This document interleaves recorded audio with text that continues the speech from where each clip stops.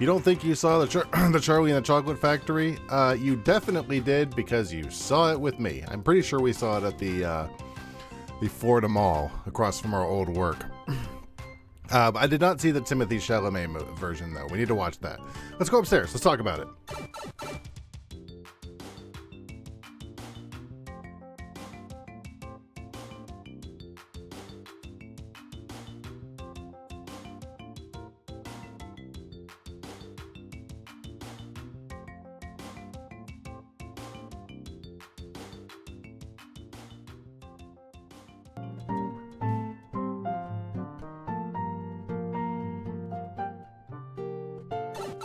All right.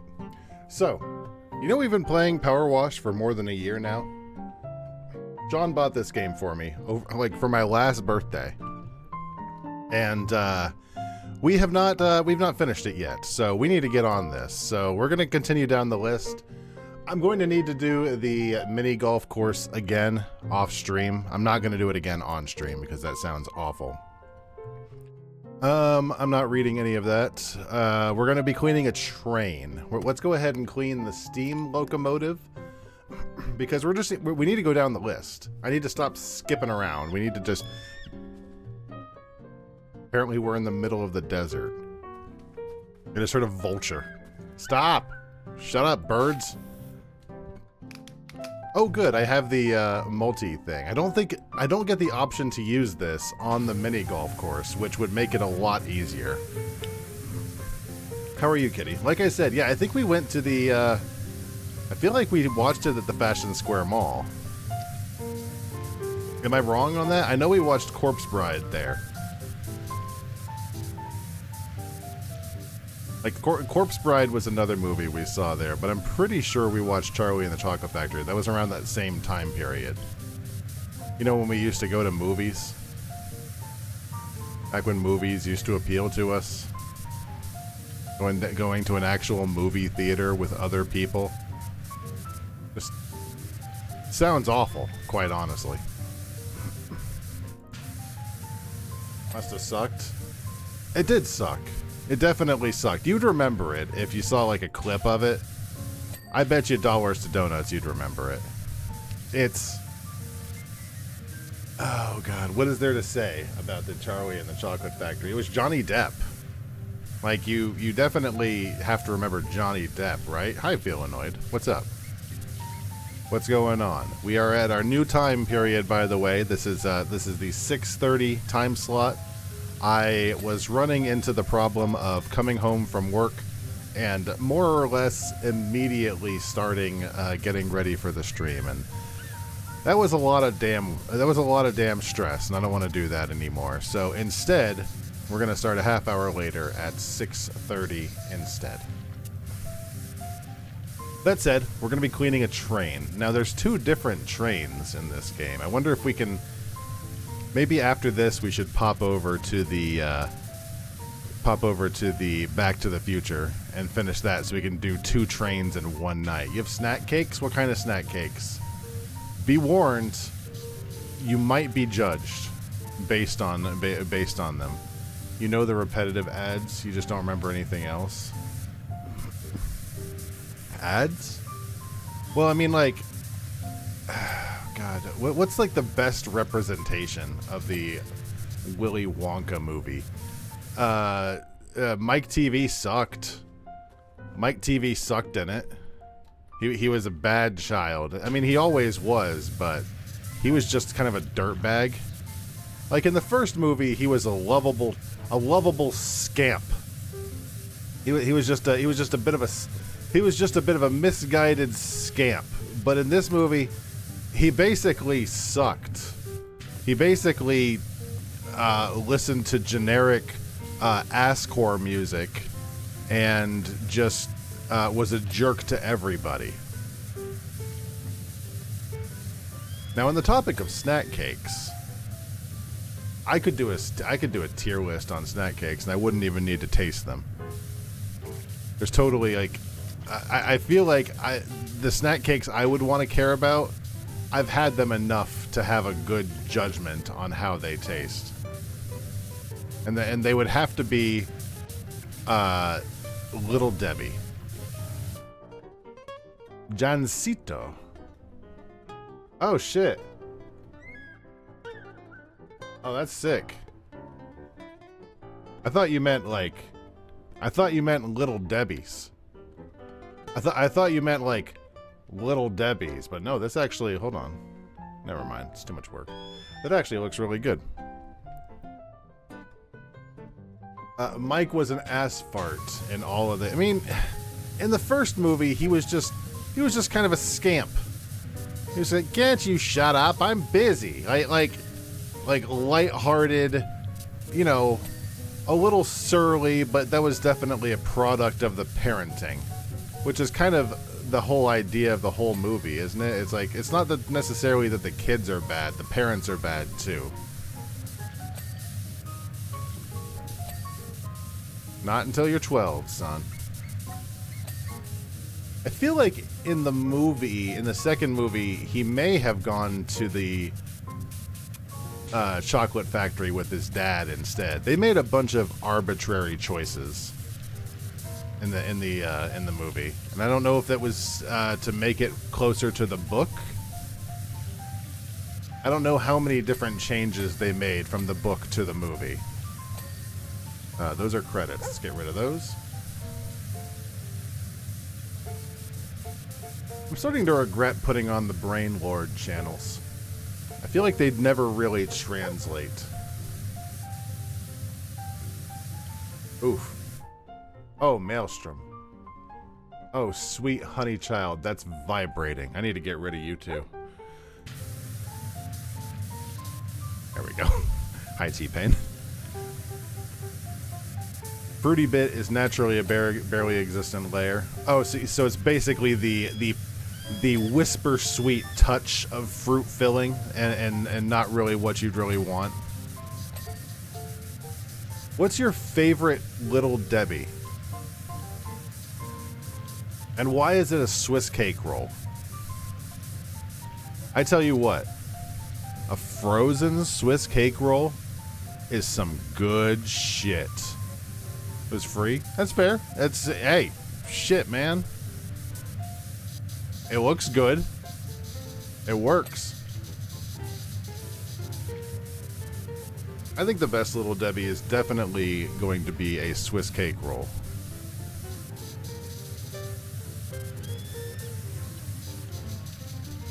I would rate oatmeal cream pies pretty highly too. But that might just be more of an objective thing.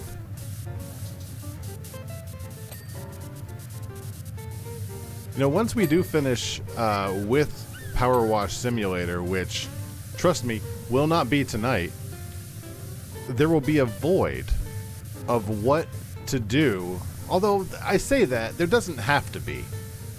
There never has to be a void between games. I am months in the scheduling.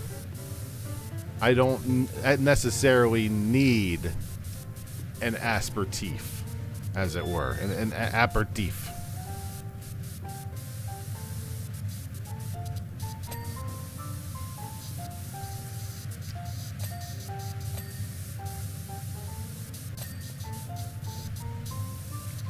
You know what I wish?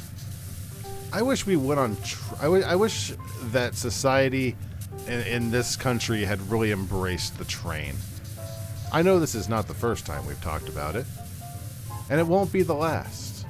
Because, oh god, I see a Moltres. Get out of here. Get out of there, Moltres. You're way too big. Trains are so good, and so much better in every stretch of the word. Although they could have done the Walt Disney thing and given us all people movers, and I would have been fine with that. Could you imagine? Sometimes you go to Magic Kingdom and you just ride the people mover. And you just ride the people mover all day. Sometimes that's just fun. And imagine like that being your transit to get to work. How sick would that be? Or to get to home, or to get to, you know, the cemetery, or to get to the apothecary, anywhere by people mover. How sick would that be?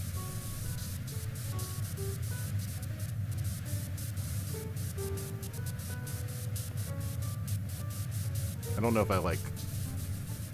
I don't know if that channel sucks. Get that out of here. You're taking up a decent amount of fridge space because chocolate and no AC summer don't mix. It's... what's your temperature at right now? What is mine at? Let me check my thermometer.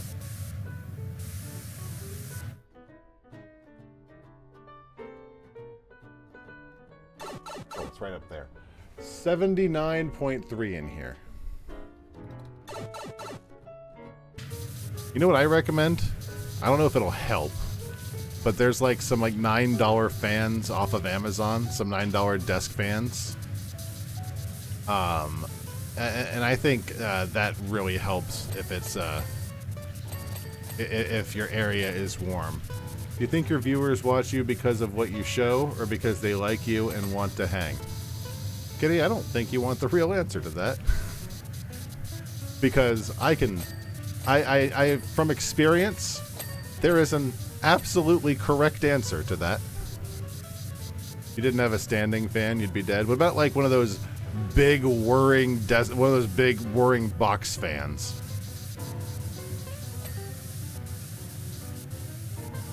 Now, I think, you know, I don't think it's necessarily for the game, but the game 1,000% matters, or lack thereof of a game.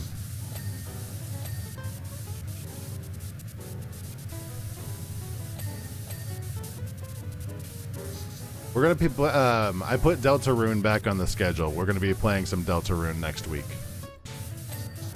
This train's taken a lot less time than I expected. I thought the train would take forever, which is good because I was a little worried about the train. Now we still have 12% left. That could take a dog's age, but that is promising. I'm here for the free Roar TV cable channel, so you can watch The Last Outpost. You can catch up on your Star Trek Next Generation, Grunt. Where's Geordi going? Get to engineering, Geordi. There's a problem down there. I know it's not that season yet, but we need you down in engineering. Roar TV, I wouldn't say has gotten unmanageable, but it's definitely got a lot of options.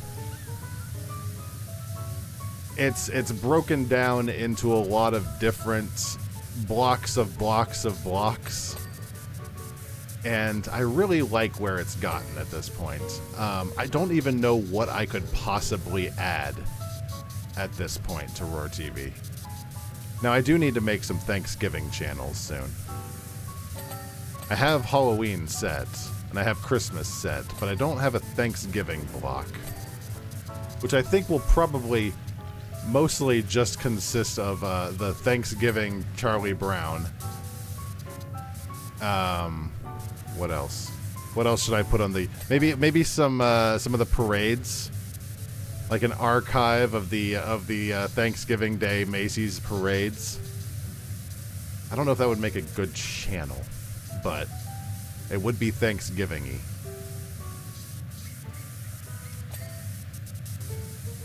I don't know. There's just not really that much media for Thanksgiving. That's why everybody who has a huge issue with that, you know, all the marketing of Christmas always taking over Thanksgiving. It's like, well, you know, be the change you want to see in the world. Maybe write a Thanksgiving story, put on a Thanksgiving play, write a Thanksgiving poem. They're just write a Thanksgiving song.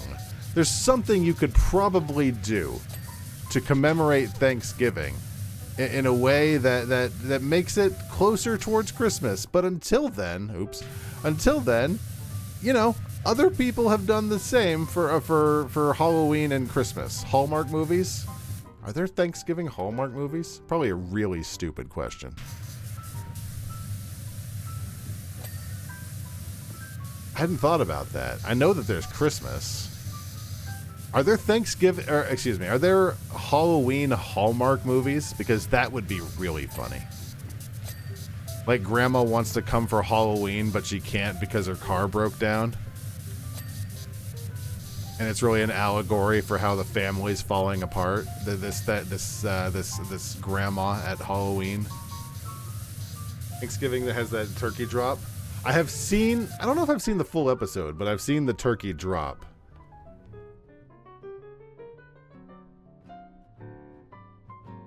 Kitty, was a WKRP. Was that something you watched often? Because you've talked about it a lot. I didn't know if it was something you saw a lot of episodes of, or if it was just something you saw a lot during that time frame because somebody else was watching it. Could you use some gargoyles? Gargoyles for Thanksgiving or just in general? I think I have actually looked for gargoyles. I'm not sure if I found any. Oh, that's cool. I wonder if there's an achievement for this. The problem is, if I want to make a block of something, in general, I like to have, like, you know, a season or something. And usually those are available through, like, archive.org. You saw it in reruns? Gotcha. I didn't know if it was something that... I didn't know when WKRP... when it came out. When that show came out. The acronym is screwing me up. I'm bad at acronyms. Yeah, there are just some shows that just don't seem to be really available online. And technically, I could make a block out of like 5 minutes. It would, if a 5-minute YouTube video could make probably 40 channels. But that just doesn't feel right, you know? It doesn't feel correct. All right, we're at 96% on this train. Now we're going to get to the nitty-gritty, unfortunately. Where do we want to go next? I feel like I said that I wanted to do it going down the list, so I probably should just keep going down the list. Maybe move on to the next of the Muckingham Files. Bad at acronyms. I'm listening to the Bobaverse series again. I know I talk about it a bunch. I'm actually listening to it, and they talk about it. There's this fact in the future. This faction that uses acronyms like almost consistent, like all the time. Like every single project has to have a stupid acronym. There are at least 25 Thanksgiving Hallmark movies.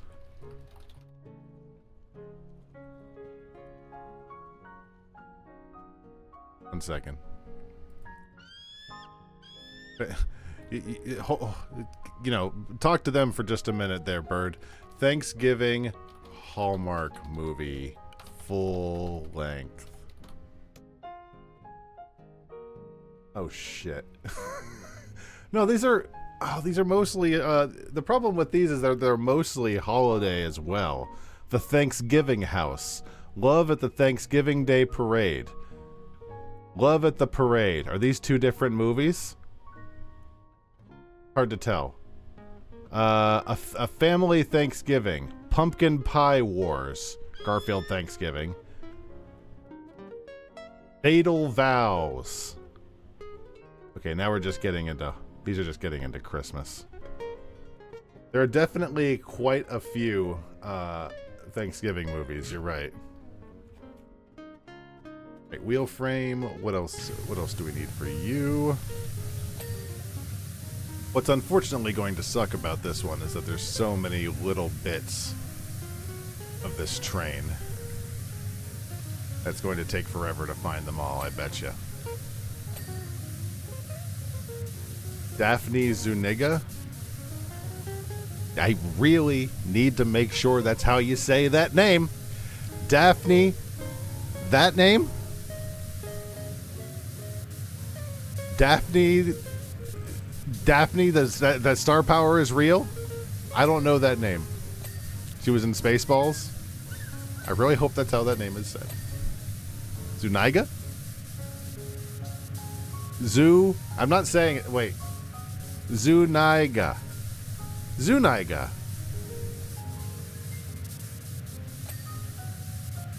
Real. I'm very Cautious.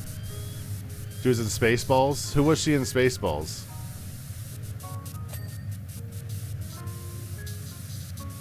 Gotta say, I have not experienced a rush of excitement for the new Spaceballs movie, but Zoo, okay, I believe it. I'm really concerned about my ability to say it properly, so I'm just not going to. I'm just gonna say, good old Daphne. Good old Daphne Z. That's something I can practice offline.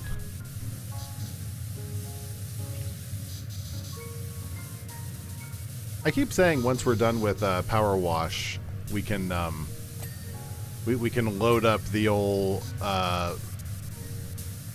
lawn mowing simulator, but I really don't know if it's got the same juice.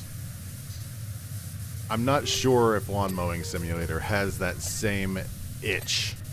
It's all where you put the accent. Hold on. I'm gonna mute.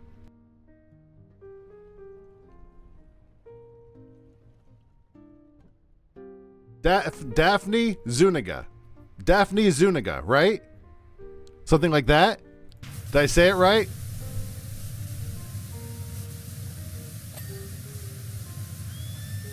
Hey! That's a terrible channel. Get rid of that. Daphne Zuniga. What an unfortunate name. I said it right, though, and that's the important thing.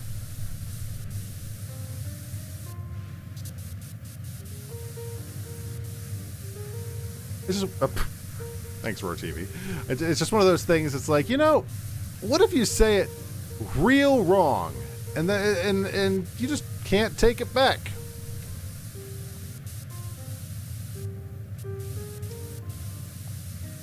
And God only knows what's going on with the Daphne Zuniga was in Spaceballs. Daphne Zuniga was in Spaceballs. Time to test the devil. Let's see before I ask. What role did Daphne Zuniga play in Spaceballs? The princess. Gruntfodder said that already.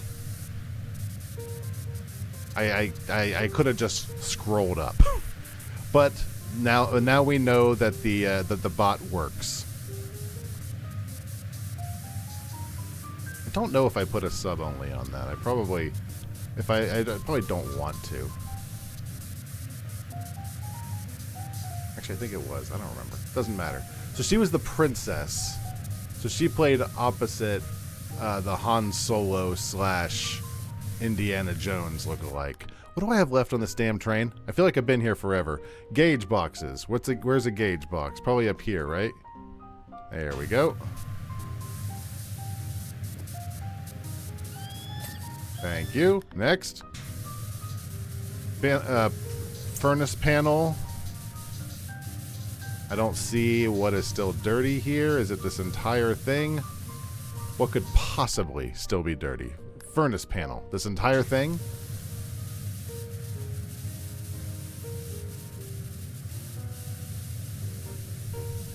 Like, for reals. There we go. Next. Furnace pipes. Which one? Okay, that one. How could you possibly? Thank you. Thank you very much. Next. Piston rods. Where can I find a piston rod? I'm going to expose my lack of knowledge. I don't even know what a piston rod is. Up here?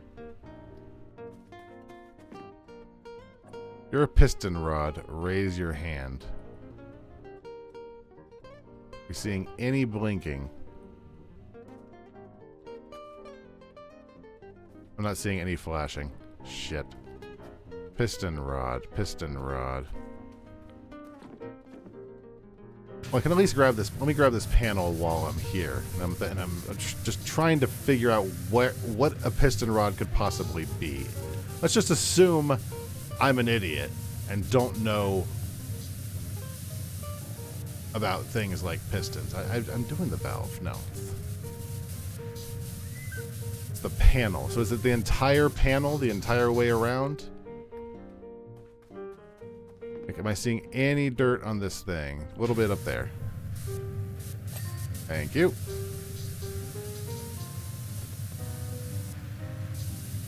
Anyways, like I was saying, I have not really mustered a lot of excitement in the new Spaceballs movie, but it did take me until I was 40 years old to watch the first one. So I guess it might be a little more time before I muster energy.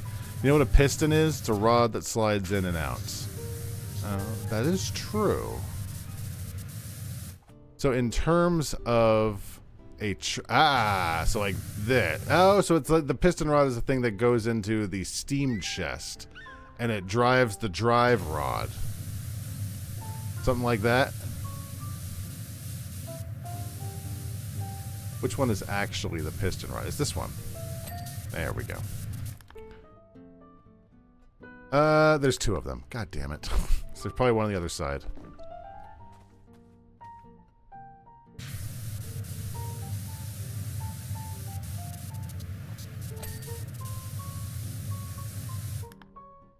Well, look, I feel like they should probably give me, you know, a little guidebook on what some of this stuff is. Front wheel trucks. Probably these right here. There we go. It's like they hire me to clean the train, and they're like, "Oh yeah, mate, just go down the cab roof, hit the run boards, hit the cow catcher, do the coupler ring, the coal car coupler hooks. There's two of them." Like, what the? I'm just clean, man. I'm just cleaning this thing, dude. What do you want me to clean? Where's the dirt? I'm sorry. Do I need to pass a knowledge assessment? What's going on? It's the one you pissed on. She was in The Fly 2, or The Sure Thing with Joan Cusack. John or Joan?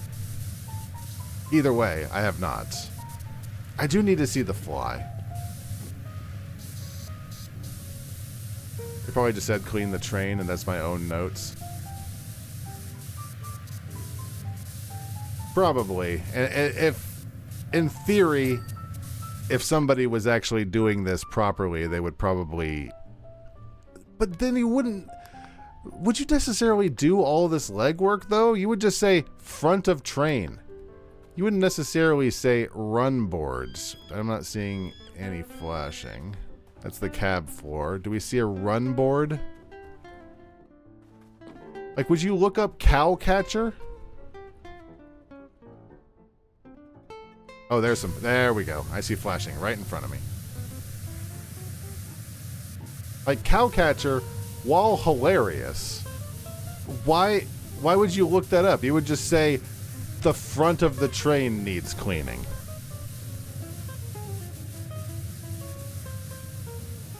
Oh, if you're a train nerd, that's a whole different can of beans. And I'm not judging train nerds. I think everybody should have a, you know, everybody should have a passion and a hobby that excites them. And if some people are into trains, hey, power to them. I like trains.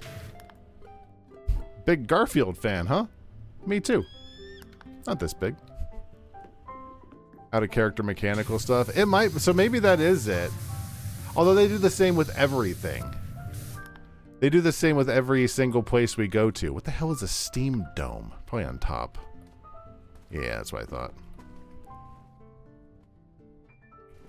Maybe it's because you're from a dairy state, but what a cow catcher is and why they're called that is common knowledge. I mean, we don't really do a lot of trains around here.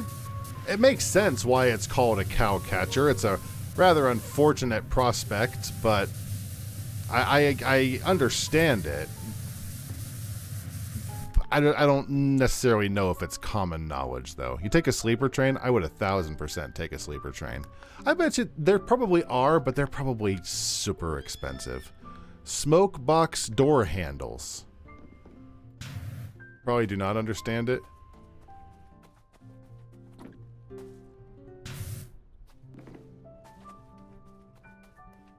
Does it cat...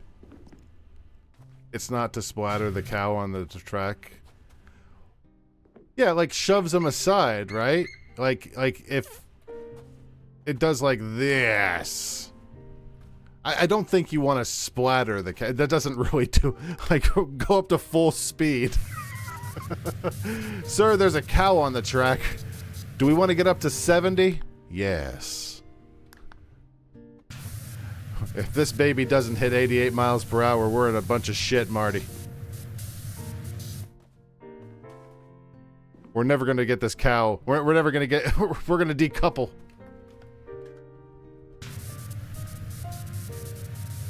What do I have here? Coal car skirting. Which is this right here, right?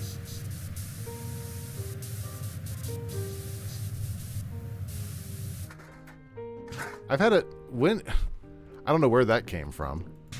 Apparently I've had a ladder this whole time. I don't need it. Is this whole thing skirting? No, it's just this front part here, it looks like. I don't know what exactly is dirty. Is this part of the skirting? It is. Cleaning it was a hassle when they had flat fronts, to say nothing of simple physics and the waste of fuel and meat. Well, I mean, it's not that much of a waste of fuel if you just, keep going. It's not optimal, obviously, but you just, speed up and it's okay. It's not okay, but deflection takes less energy and thus imparts less energy. So having an entire cow's mass slam under the engine could possibly derail a train. Yeah, probably. I mean, if coins could, or like sticks, then a cow definitely could. Signal lamps. Right up here. Smoke box door handles, which I looked at before. I think the smoke box is over here. Yeah, I was looking at the complete wrong thing. Is this the smoke box? No, that's the furnace door. Oh, maybe I was wrong. Smoke box door handle. Where is that? Do I see any flashing? No. Any flashing? No. Like, where is this smoke box? Like, that's the only door handles there are. Furnace hatch. Furnace hatch. Speed controller. Smoke comes out of the smokestack.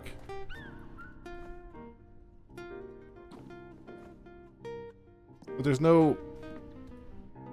no handle here, is there? Smoke box. Like, where's the smoke box? This is the smoke box. Exhaust shell. Smoke box door. Ah, there we go. Thank you. Jesus. That's what I'm talking about. His notes are a little nuts. Front wheel trucks. Even if it breaks the cow's neck, there are specialty butchers in dairy country who will basically cow-oriented versions of tow trucks. So they'll... Well, that's, that's positive. Better than going to waste. Front wheel trucks. Like, that's a lot of wasted meat. A wasted everything. So I agree. Just a funny name. Cow catcher. Alright, truck was cleaned. And it took about, what, 30 minutes? It's not bad. Let's look at this. Oh, it's a Christmas train.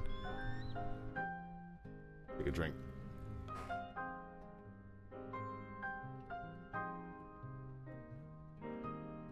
Is this pod? I need to clean out the pod racing channels of anything that doesn't have actual pod racing in them. Next, what's our next here? Okay, so this bonus job is complete. I need to do the mini golf course again offline because I screwed it all up.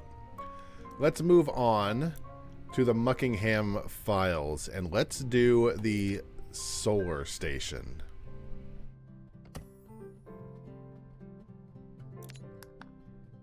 I guess. The solar station is the next down the line, so we probably should do it. Now, that's what I call pod racing.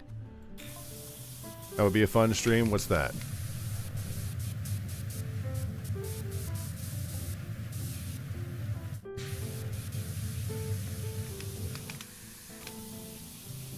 Oh, we can use this for the big area.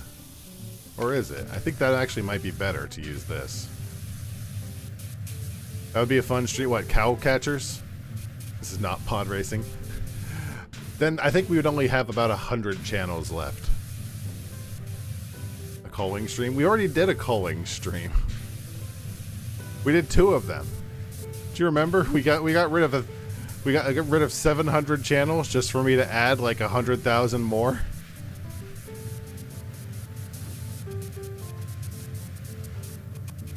I got all excited because Roar TV got all cleaned up, and then I'm like, you know what? Let's change how it works entirely, but a pod racing specific one.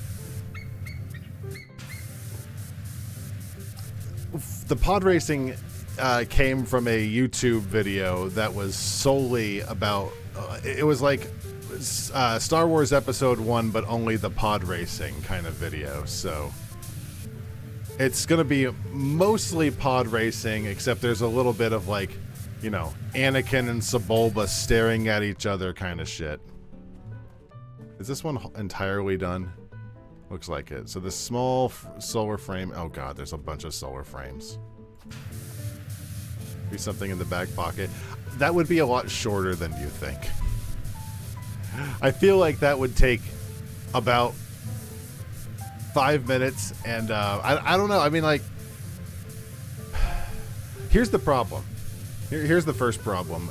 Here's an unknown, you know, a special behind-the-scenes quirk about Roar TV. I cannot figure out how to get it to do a single block. There has to be 2 blocks. I don't know why. I don't know what's going on in the code that if I try and do a single block, it screws up royally. But it has to be at least 2 channels to scroll through. Honestly, I think it's the original Roar TV channels that's screwing everything up. But that's okay. I like the Roar TV, the originals, and I'm planning to keep them. There's just so many different options, but for whatever reason, it refuses to only do one. Could put a block in a separate folder. What do you mean? If I choose to have the Roar TV changer only pick from one folder, one block, it won't work. It will not cycle. Can I have a null set block? Okay. We're getting a little past my technical knowledge. Remember, the devil made this. I didn't. I have tried in all of my pleadingest of tones to have the devil bot make it run just one channel. But for whatever reason, it doesn't want to. It is maybe tomorrow I'll take a look at it. I might or might not. Here's the other thing, though. I almost never want it to run a single channel. Like, there's almost never a situation in which I would want it to run a single block. You hate that I call it Devilbot? Well, what should I call it? Like, calling it anything that it actually is makes people angry. I mean, like an angry empty folder or a single blank video or something?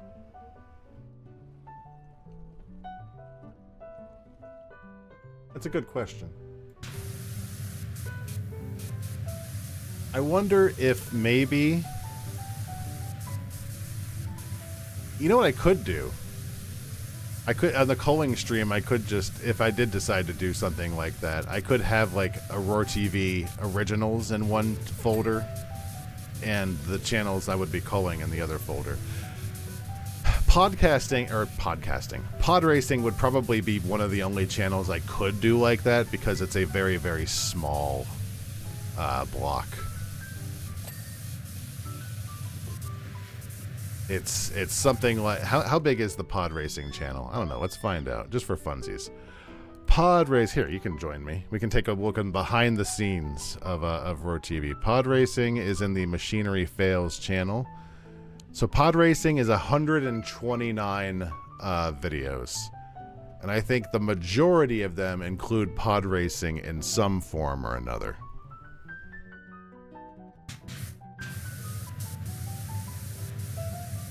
of the concept of bringing water to the desert vibe of the maps.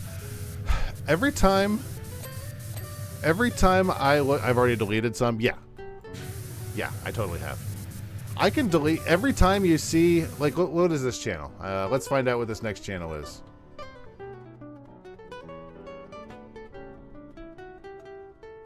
We're keeping that channel. Hi, Glorp. Every time you hear Sandy bark and pop on screen, that means the channel is being deleted. So I can do this as we go. I had to delete a channel while the stream was starting up.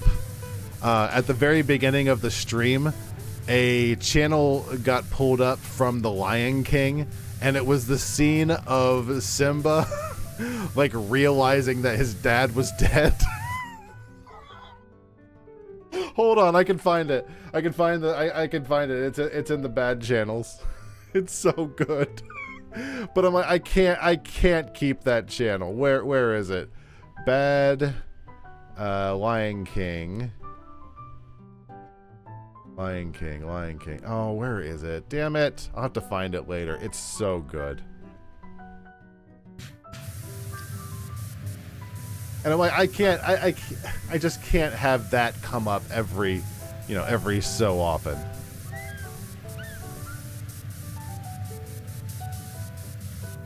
I just now noticed those emotes. What is going on with those emotes? Are those from the Cats movie? I haven't actually seen the musical Cats movie. I heard it was real bad.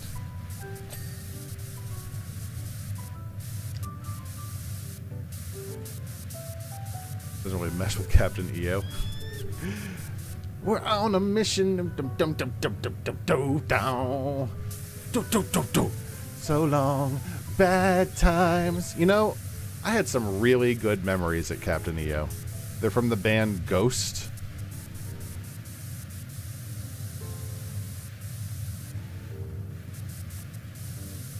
GPT is enabling people's mental illnesses. I would call foul on that, but there was that there was that story that Glorp posted, and that one guy, I forget what the actual story was now, but wasn't it something like emotional dependency? You went on the Captain EO experience twice. Did you go in Walt Disney World or did you go in Disneyland? Did you go on it like when it came back in like the early 2010s?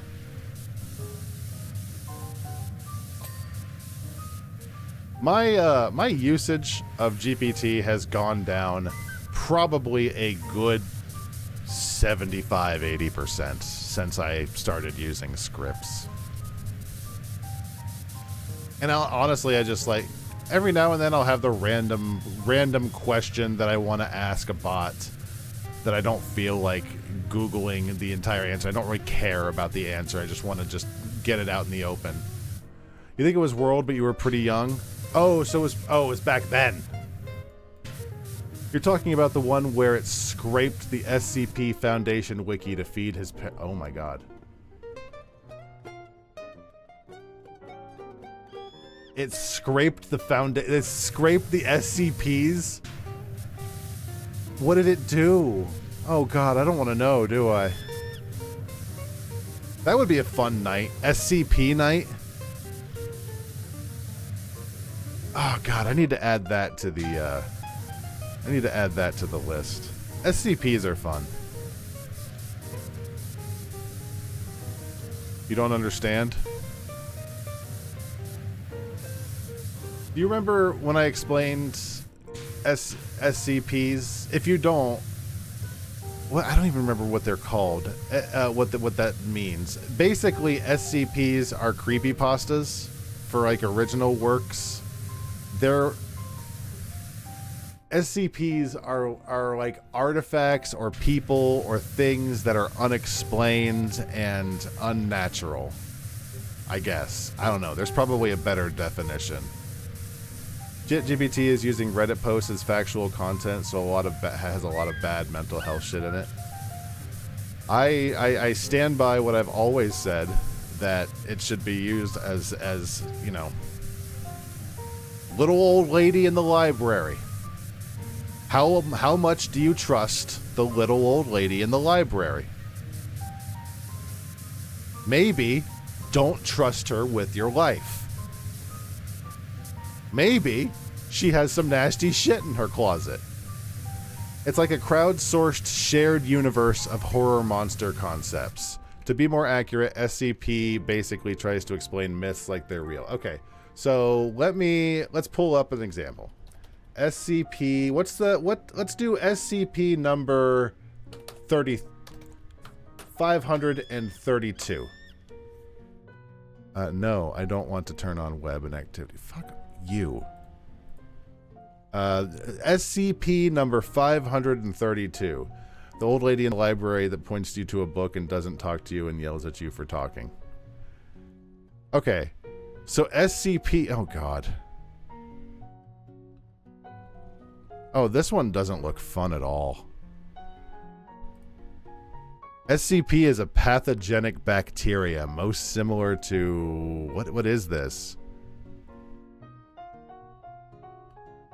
I don't like this one. This one's not funny.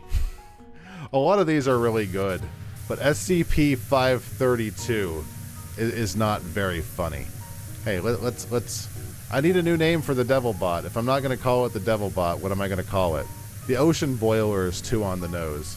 Give me a synopsis of this, please.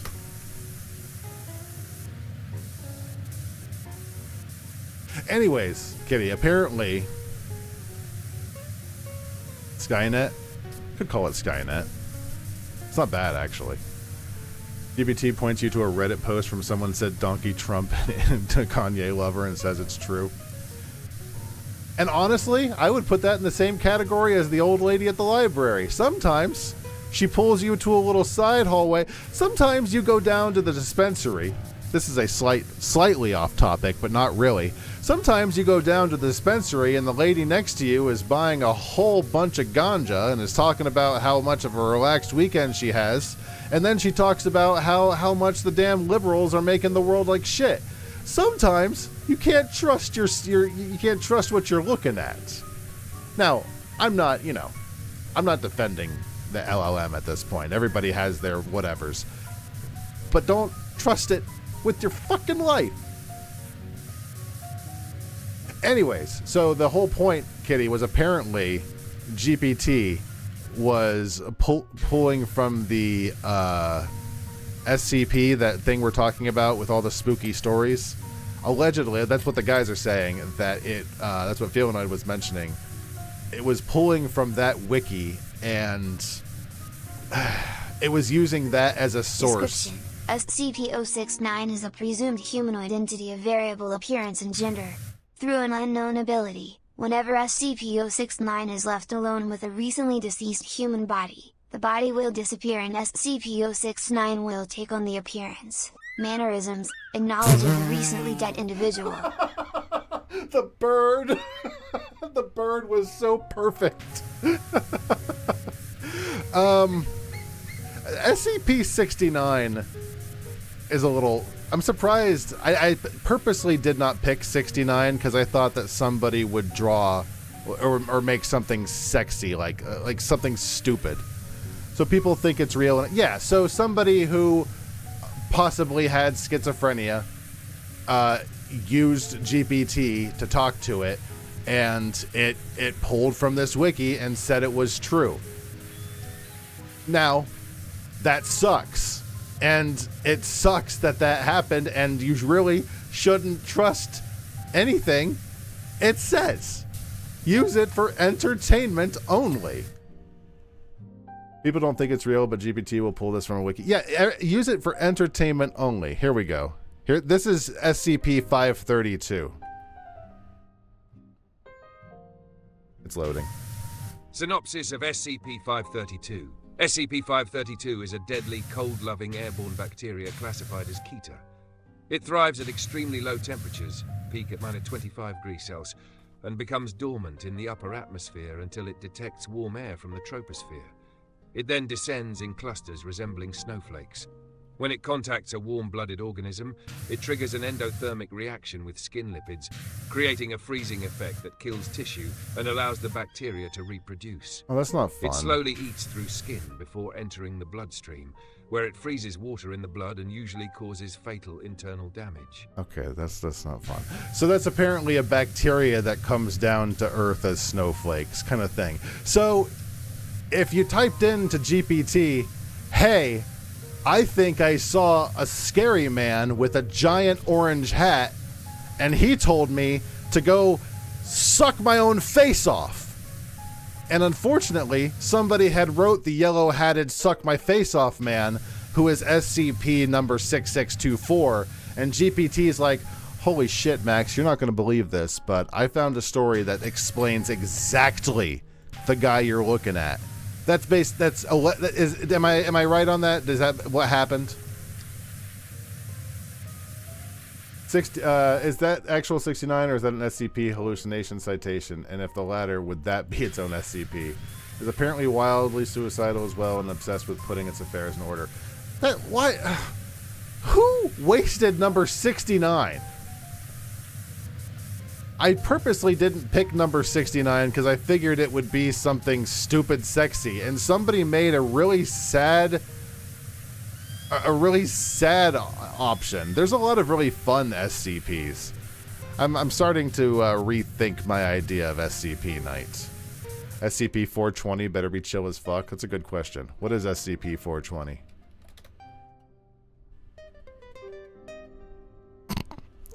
SCP is a dirty bottle of redacted brand whiskey.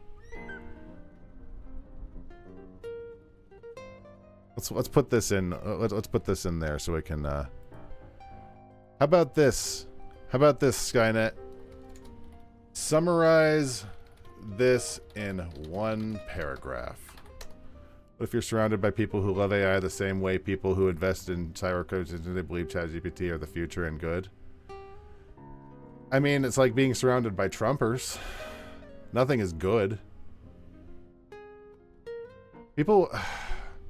I think people... I stand by my laurels. This is the explanation of SCP-420. I won't have it read it, but that's what 420 is, allegedly. An ordinary bottle of redacted brand whiskey that generates a small amount of anomalous liquid. When consumed, causes a progressive, non-contagious condition known as 422. This condition mutates human skin, hair, and nails through Okay, maybe SCP isn't as fun as I remember it being. SCP-069 responds normally to injury and pain, but if killed, will rapidly decay into dust regardless of any preservation attempts. SCP-069 will then re-emerge at the site of the most recent human death. There is no known maximum range to this effect, and so far has been observed in jumps of up to 675 kilometers. You know what I want to do? How about the SCPs of only the really benign ones? You know which ones I like? The ones that are like, this is a pocketbook. This is a pocketbook of Walter J. Jimmikers, who was born in 1643. And this pocketbook, when you hold it, makes you feel really fucking suspicious of people. But then when you put it down, it's fine. Everything's fine. It's just the pocketbook of feeling suspicious. That is a good SCP. And those are the kind of things where it's like, the whole enjoyment, in my opinion, of the SCP franchise, for lack of better terms, the whole enjoyment of it is more like the containment processes of things. Like, you get all this stuff like SCP-69, like Philnoid was talking about, like 420. All this stuff is dangerous and needs to be kept from people. All this other stuff, like the pocketbook of suspicion, it's like this artifact is being, or SCP-22243 is being kept in a desk of redacted scientists, a desk. If you need it, you need to sign it out. And don't hold on to it for too long, or else you might go into a homicidal rage. of how suspicious you are of people. Those are the SCPs I like. The ones that are like, hey, we can't really explain this, but it's not going to kill you. It doesn't hate you. Like, this SCP is a man whose skin is inside out. It doesn't hurt him. He you know, it actually feels pretty good. But yeah, we don't know what's wrong with him, so we're going to keep him in a cell forever. And he's like, well, I guess that tracks. He's really a very amiable skin inside out man. That wouldn't be an SCP. They have to be dangerous? No, they don't. No, a lot of SCPs aren't dangerous. Like the Pocketbook of Suspicion, like I mentioned. I'm going to write an SCP about the Pocketbook of Suspicion. No, there's a lot of SCPs that are completely completely not, you know, non-dangerous. They just don't understand them. And they're like, well, like a lot of them aren't contained by any stretch. Like I mentioned, it's like, hey, this is being kept in storage closet 4.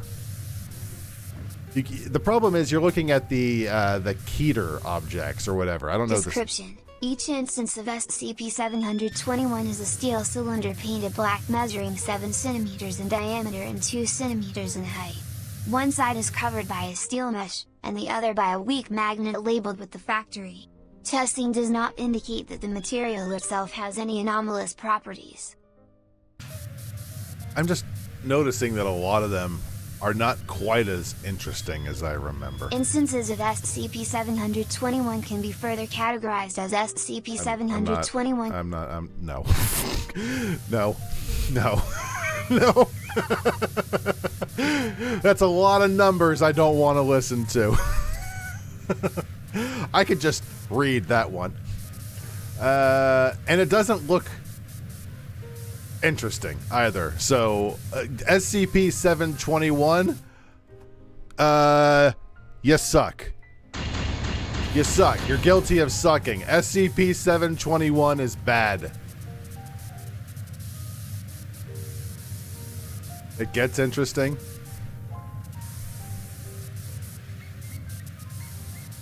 I mean, from what I'm understanding, a lot of these just aren't. And I remember them being a lot more interesting. So maybe upon activation of SCP-721, all conscious thought of the subject will become audible to those within us. All conscious thought of the subject. That's kind of neat. The thoughts of all persons within this range will be audible to the subject from the... Okay. I have a feeling there would be a lot of duds in the SCP list, and that might be for another. That might not pass muster on the Roarstream Rodeo. There were, you know, what's other ones I really like? I like the ones that are,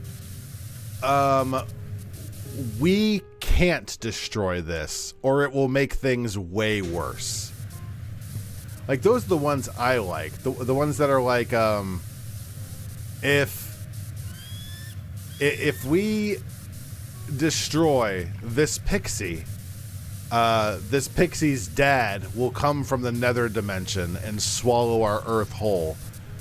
They showed it to us in a dream, and we have no reason to disbelieve it. That's why we're not going to kill this pixie. That's a cool... What are you talking about, Feelinoid?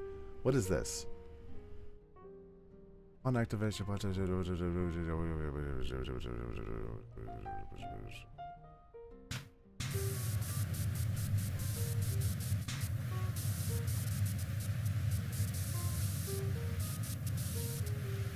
Third variety kills people extremely painfully. At the end of the day, though, it's some cylinders, right? They get up to 100... Oh. So they get boiled, then. They get straight up cooked alive.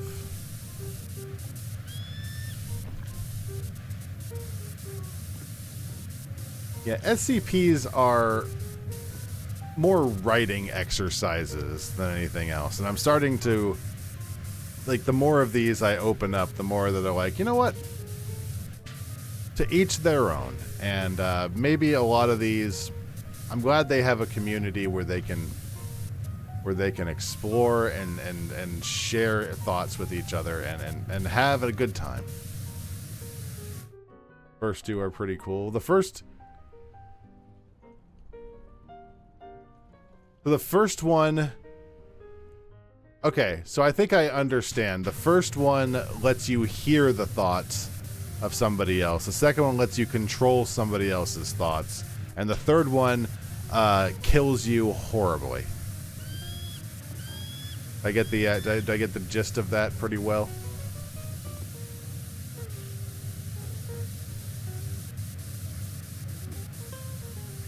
Here's the other issue with SCPs is that a lot of them, they get way too cute with the redactions.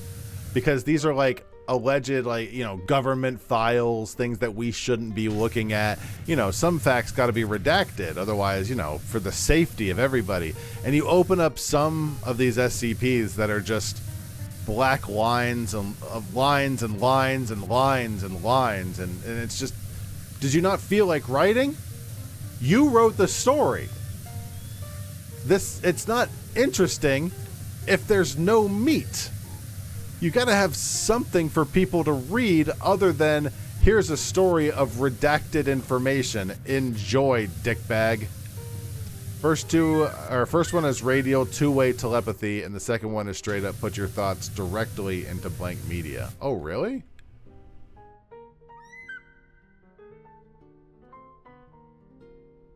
Any data they can imagine? Oh, that's sick. So you could, like, think up anything, and you could put it onto a CD-ROM or a flash drive.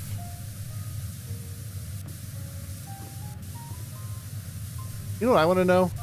How come they have not figured out how to record dreams? Why have scientists not figured out how to record dreams yet? Do you remember in Spirited Away, what format is it in? Only .mkv. MKV format. That's the only one that's allowed. No, it's worse than that. It's .mov. It's only .mov. There's no money brain research.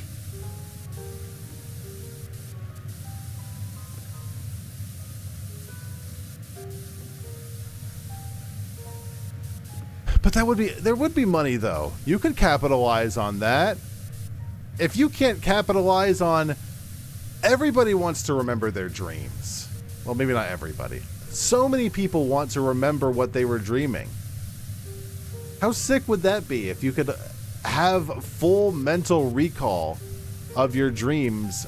Or actually, you wouldn't have full mental recall, but you wouldn't need it because you'd have an actual record of it. I'm going a little off topic from the SCP, but that would be really sick. Do you remember the Final Fantasy movie, Spirited Away? Not Spirited Away. The Spirits Within. We're still trying to even digitally interpret the brain with shit like the stupid brain chips. Didn't I hear that the company was in a disadvantaged position right now? If you could record dreams, you can make money. That isn't what's important. What's important is having the money to research it. Well then, I'm not here to tell the scientists their business. But go to, a research institution of Shark Tank sort of things. Go to Shark Tank. Say, look,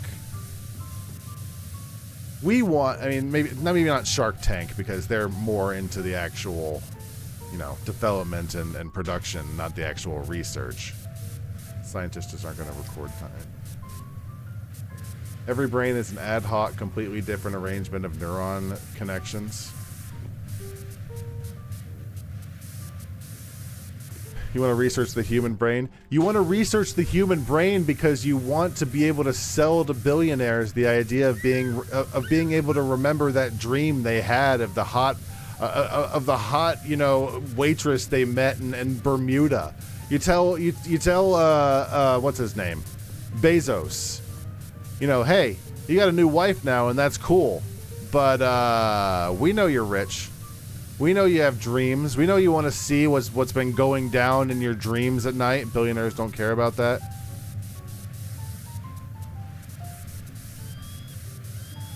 Well, they should.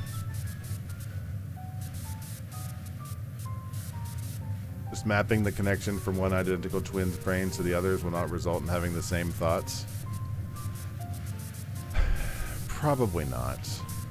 I just want to be able to see my dreams, man. In the movie Spirit, The Spirit Within, I don't remember much of the movie other than the main character. Big spoilers for the Spirits Within movie. The main character was having dreams about monsters.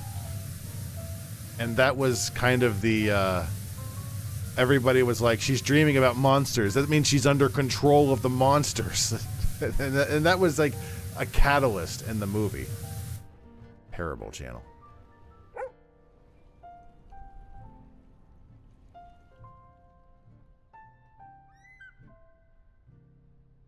We don't know enough about the human brain to say what. Oh no, definitely not right now. Absolutely not. I feel like I wish somebody had gone into research. Look at Stephen LaForge, I think his name is. I could be wrong on that. Was a scientist who was studying lucid dreams, which is not the exact same thing, but it's in it's in the concept of remembering and studying dreams.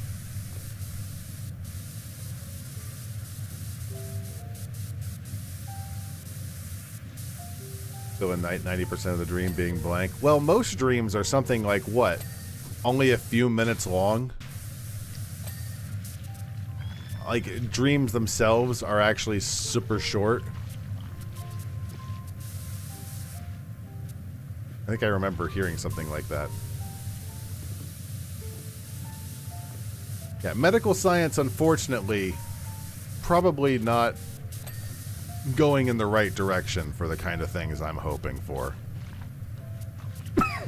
Excuse me. I was not expecting that, or I would have muted. AI can't descend 10 seconds before descending into nonsense. I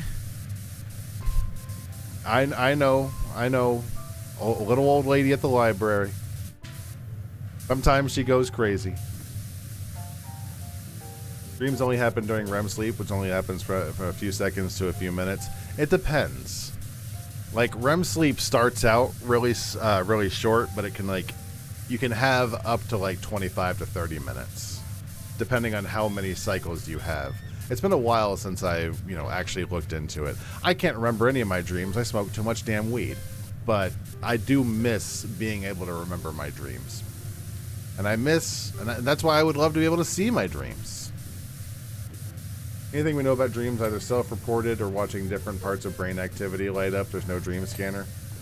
You know what I want to look into, which is a slightly unrelated topic? Out-of-body experiences.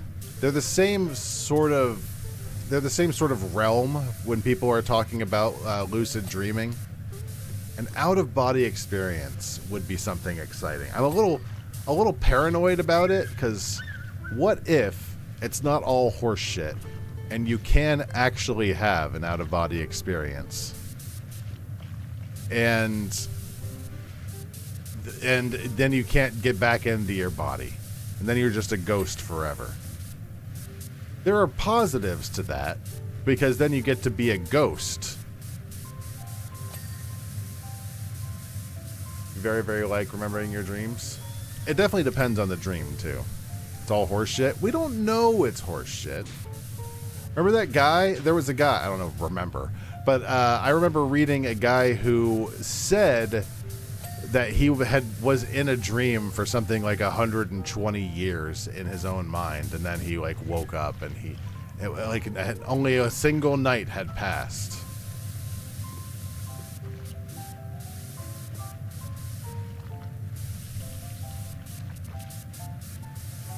It's very, very rare that I will remember my dreams.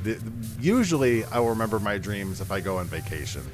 Like switching to a different bed, switching to different sleeping habits, being on the computer, not at all, not having all that blue light fuck with my brain. You have a serialized dream, a really good one with good stories. No one's ever been able to tell researchers what's written or been able to help. The guy was just lying. Maybe he just dreamed it. The problem is, what if, and hear me out here, I could be full of shit here. What if people have had out-of-body experiences, but then they just weren't able to get back, and then the people just thought they died? What if people were like, I'm going to really get my chakra aligned or whatever, and then I'm going to be able to have an out-of-body experience? What if Hogwarts was real? Listen, there is a distinct difference between the two. You just said that we don't know enough yet. So we don't know what's possible. Look at Chakotay. He had spirit journeys.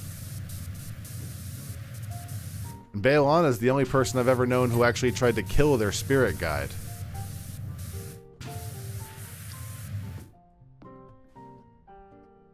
Poof. I used to have a dream journal. When I was trying to have lucid dreams, I used to keep track of my dreams. All of them died. Then of what value would then of what value would their having an out-of-body experience do anyone? Maybe they sucked at it. And maybe that one guy who said he spent 120 years in the dream, maybe he was telling the truth. Chakotay's actor isn't even Native American.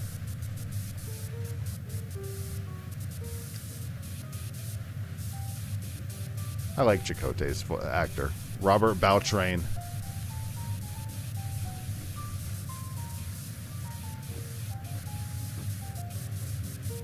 Kitty once told me when we were first dating that she was able to lucid dream, and I was so jealous of her. You know what you have to do? Have you ever looked into lucid dreaming?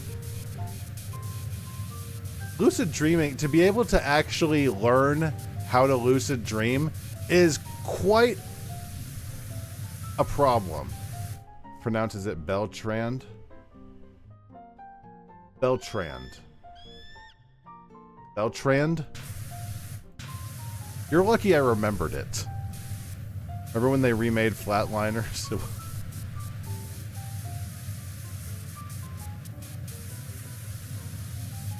Listen, Chakotay wasn't even my favorite character. I don't remember Tom Paris's name.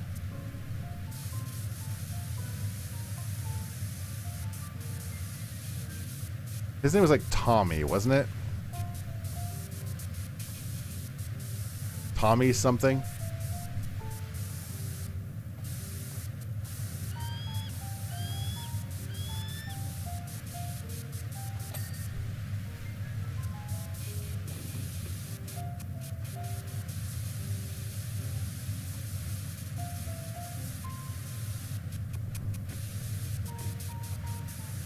Sure, Feeling. Tell me about Spider-Man. The guy who played Tom Paris is that guy's last acting role? Really? Since Deep Space Nine, he's only acted like 3 more times. They're all coming back as Tom Paris. So, Voyager ruined him for more acting? Or maybe he'd just done enough. Maybe he peaked. Maybe he peaked as Tom Paris.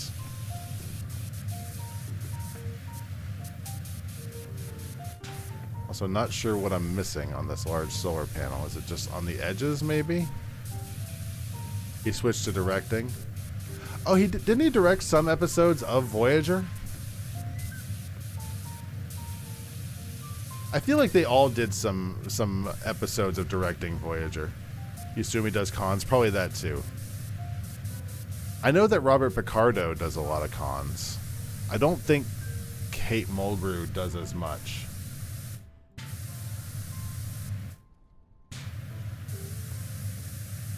I'm seeing in the corner of my eye Patrick Warburton. So I'll read that later, feeling like. He directed 4 episodes of Enterprise, none of Voyager. So what has he done lately? Has he done a super serious drama yet? Like Nicole Kidman birth leveled of drama?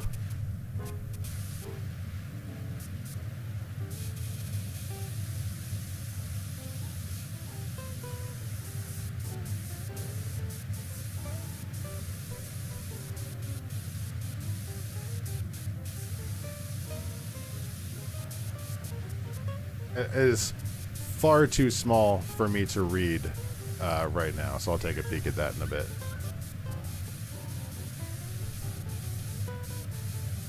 Also, I just noticed Captain EO again. See, here's the other thing about Roar TV. It's supposed to be completely random. He needs to direct some Hallmarks. That's a good... Oh, did he direct any Hallmark movies? If he directed a Hallmark Thanksgiving movie, that will prove the Matrix is curling up like a tiny ball and smashing into my body. Like, there's no randomness in the world anymore. It's all just pulling from the same playbook. Like, I talk about the Thanksgiving Hallmark movies. And Tom Paris would be doing it.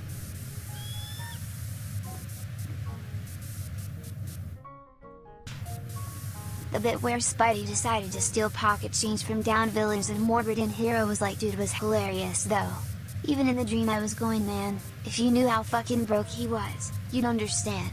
I even specifically remember that the one they did before he was stopped at $7.25, and it popped up like a video game notification. Like a little Steam notification, little Steam pop up, and go boop. He mostly directs episodes of police procedural. Oh God, did he go right? He may have always. Did he turn into a shitbag? He directed episodes of The Orville. Did Tom Paris, noted pilot who got 3 people killed, turn into a shitbag? Tom Paris just taking the Delta Flyer to the Capitol.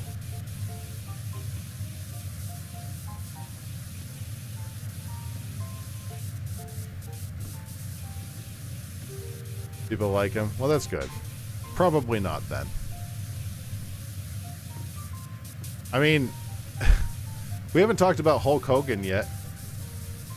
I don't know how much there is to say about him without going political, so I could just say, rest in piss. Star Trek universe is pretty lefty. I think most parts of it, he's dead. Well, yep, that's about the thick and thin of it. I think we discussed it. He's dead. That's about all you can say. Apparently he's been like a shitbird forever, which is kind of sad. Ozzy's also dead.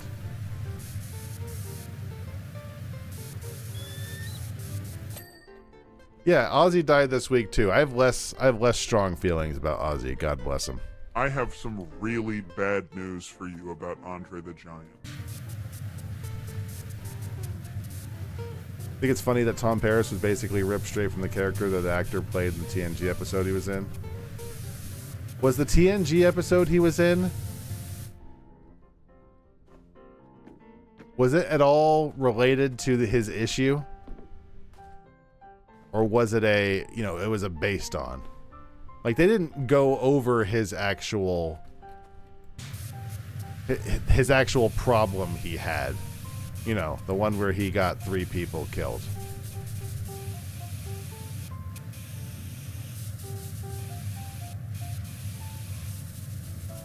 In court, Hulk Hogan had to admit to having a small penis. I remember that. I think Djibouti Dubs did that, and they were like, And Hulk Hogan had to be like, I do not have an enormous penis. No.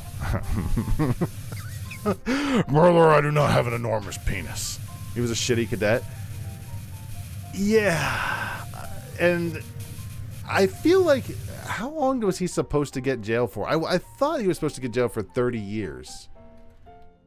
Tom Paris, New Zealand Correctional Facility. Tom Paris. 18 months. Okay, so it wasn't nearly that bad. What's up, Esoteric?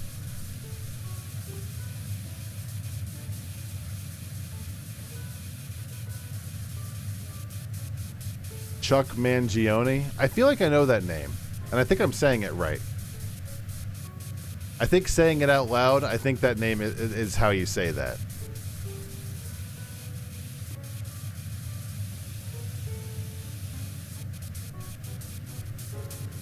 Who else died? Ozzy. We were just cleaning the solar panel last week. I gotta say, I don't really love this map. It's a lot of brown. He plays the older guy in Wesley Crusher's Starfleet class. I feel like I remember that. Wasn't Wesley Crusher... I remember that! Wasn't Wesley Crusher trying to, like, get into the cool kids club? And Tom Paris was, like, part of, like, the really elite, you know, snobby kids? I don't know anything about music. I don't know how important it was. I know enough about music to know that Ozzy was extremely important to music.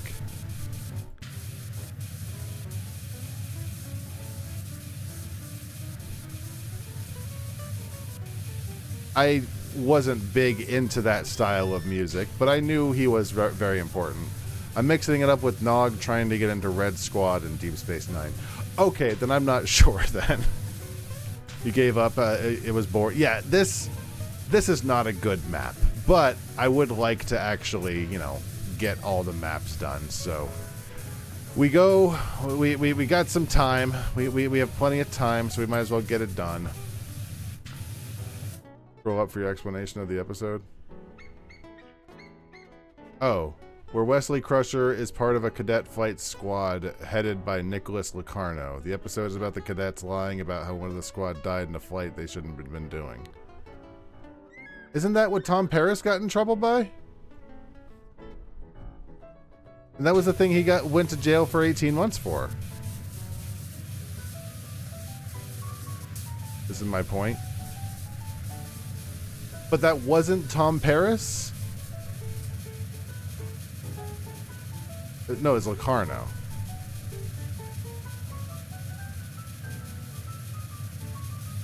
Do you remember the stupid trick Wesley did that got a Starfleet guy killed? He was that guy? He was the guy who caused the problem? I don't remember that. What trick did Wesley do? I remember when he fell into some flowers and almost got executed.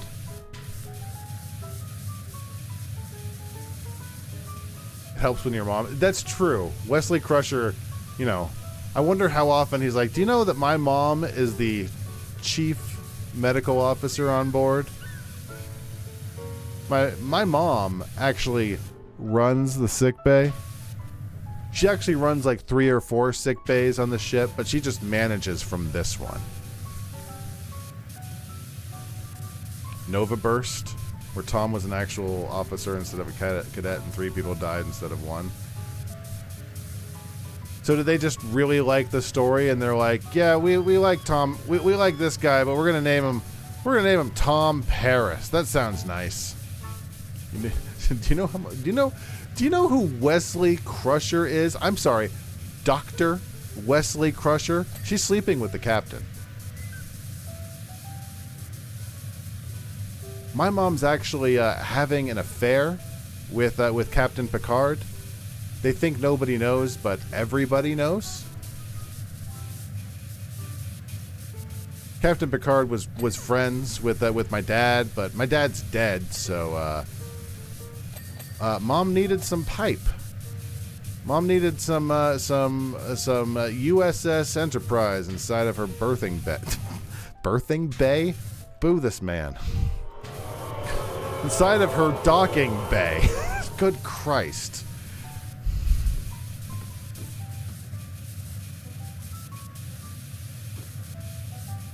I think that bit took a lousy turn right there at the end. Did people like Dr. Pulowski? The season 2 replacement?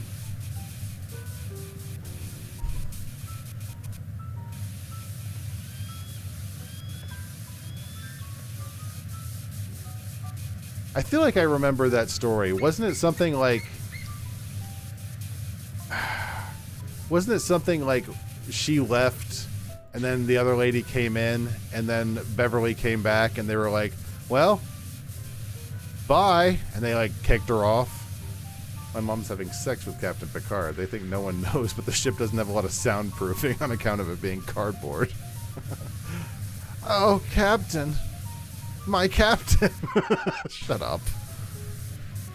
Basically, the writers hated Crusher's actress because she was very demanding.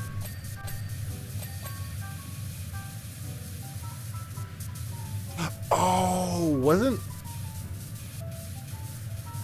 I feel like I remember something else too. Wasn't she supposed to be... I've been kidding. Wasn't she supposed to be having an affair with the captain? Like, she was supposed to be having a relationship with Captain Picard? Wasn't that supposed to be part of her character design?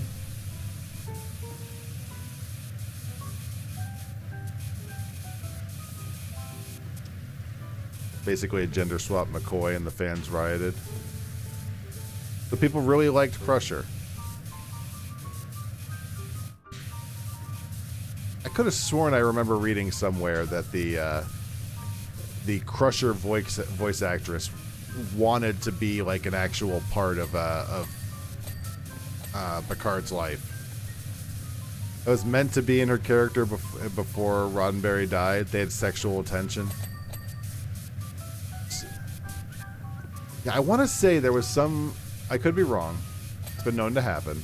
But there was some like interview where they were like, she was supposed to be, you know, she and the captain were supposed to be an item. But maybe they just wanted to keep it under, you know, keep the people guessing, kind of like Janeway and Chakotay. Do you think that when Janeway and Chakotay were on that planet, they had sex? Do you think that when they were on that planet and they thought the ship was going to leave them behind, they were on that planet for a month. Do you think they had sex?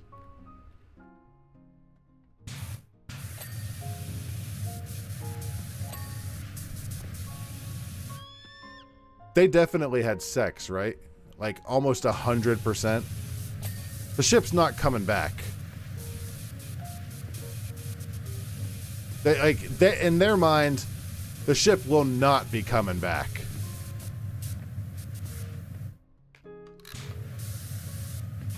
Like, what else are you gonna do? Absolutely. The whole crew was nailing each other left and right off camera. You would.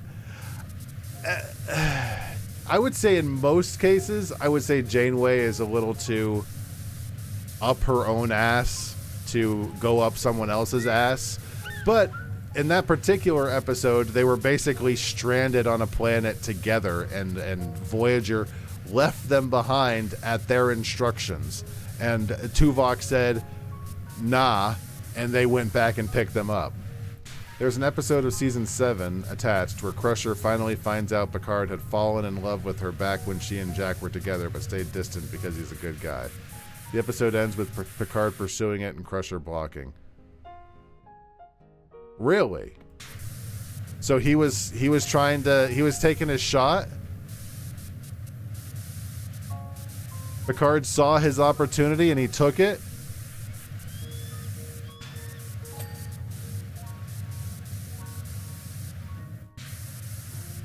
That's rough. Although, wasn't Season 7, wasn't that kind of a... Weren't they kind of almost done by then? At that point, you just throw things at the wall and see what sticks? Weren't they a thing in Picard? No idea. Have not seen Picard.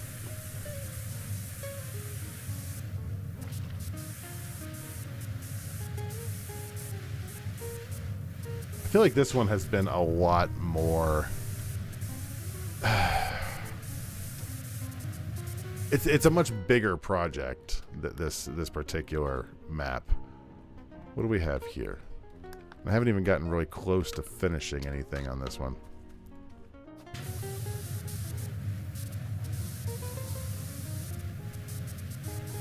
Card isn't good, but it's sometimes fun. If I'm going to watch any of them, as I've said a lot of times, I need to watch Lower Decks. Frankly, the movie project is on some form of hold. I have not watched but one movie this month. The only movie I've seen this month is Old Dogs by Robin Williams. So there will not be a spoilers stream this month. They're not a thing in Picard, I don't think, but the final episode of TNG has a future timeline where they've gotten married and divorced. Is divorced? People get divorced in the future?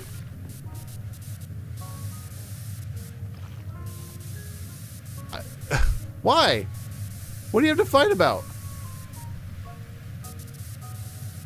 I mean, nowadays, sure, I get it, but you know, in the grand future where there's no money in society and everybody can sort of do whatever they want, maybe marriage is is a different kind of thing.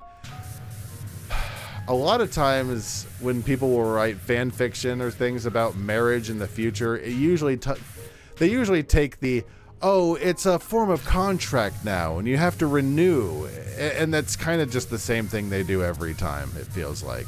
So maybe that's what Star Trek's doing. Oh, our contract of us living together is up next month, and I don't know if he's piping me well enough to keep him around. That's basically how all of those plot lines seem to go.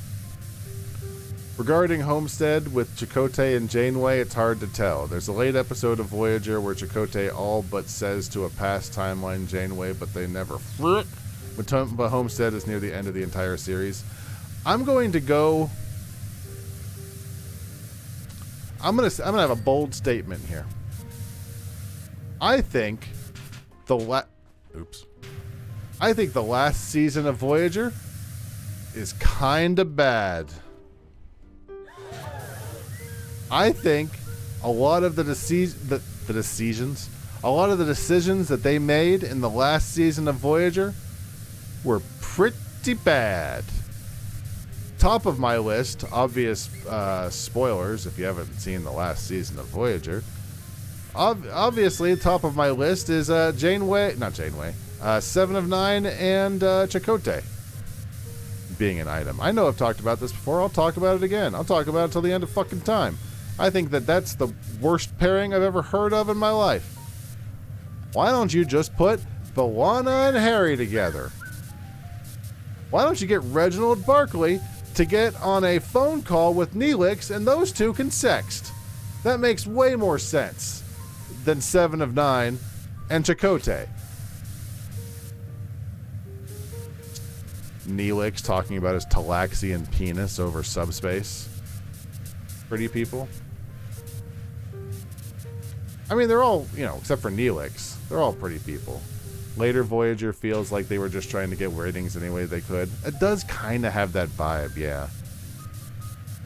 You'd be a little unbalanced, too, if you spent years in a small cruise ship with your coworkers, regularly nearly dying. Well, that's kind of what happened to the Equinox, wasn't it? With that other ship that ended up going to the Delta Quadrant, but they ended up, sacrificing pixies to run their warp drive.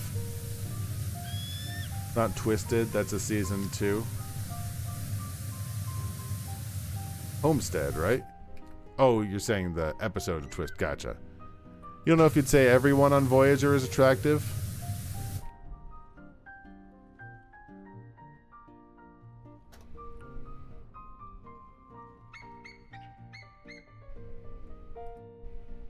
Let me see.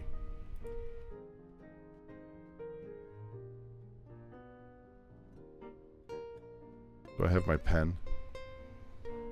I don't. Other than Neelix, obviously. wouldn't say any of them are unattractive. I don't know. Shattered. I need to watch the last season of Voyager. I don't know if I need to rewatch the entire series, but I definitely need to watch the last season. There's a lot of real... You know what my least favorite... I'm sure I've talked about this. Everyone's longing for Tuvix. I think I ended up asking Skynet once, and I used the stupid deep thought. Make sure you go really in depth into this. I asked it what its opinion on Tuvix was, if it was an ethical decision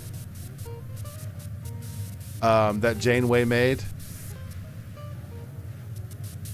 And it would surprise you to learn that it did not feel like Janeway made an ethical decision based on all Starfleet policies.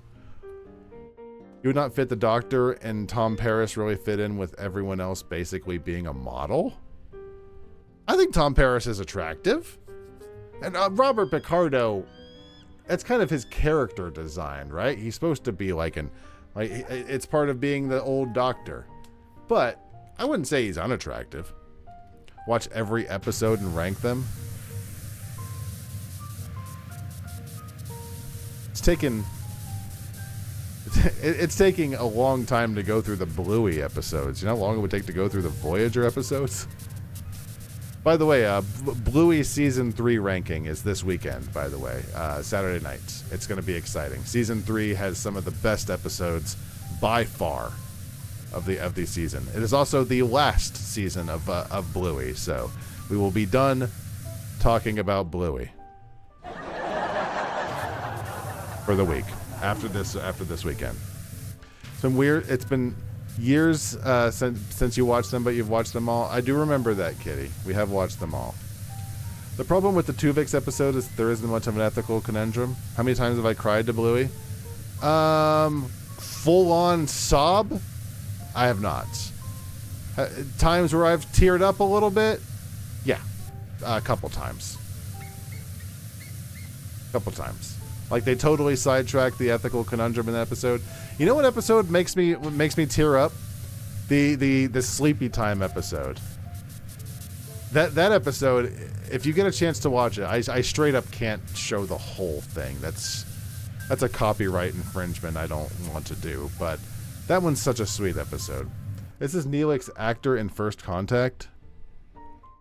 Not the right button. Oh, that was Neelix, wasn't he? He was the guy who, in First Contact, they did the holodeck, and he was the guy that's, sorry, gentlemen, but we're closed, and we have a strict dress code. That's the wrong button, too. That's the button. There we go. Other episodes, I believe, The Sign, the last episode, is got some pretty tender moments. There's a few. I wouldn't call myself a crier by nature, but there are a few episodes that are really, really emotional and good. Tuvix episode feels like they straight out of ran out of time and needed the two characters back. Well, the Skynet decided that she was not ethical, which was not any surprise. The fact that Tuvix straight up said he didn't want to do it, which is kind of irrelevant in this circumstance, considering, I don't know. I don't really want to get into an ethical debate on Tuvix. I'm not even sure what I could say that could even add anything to the emotional debate of Tuvix.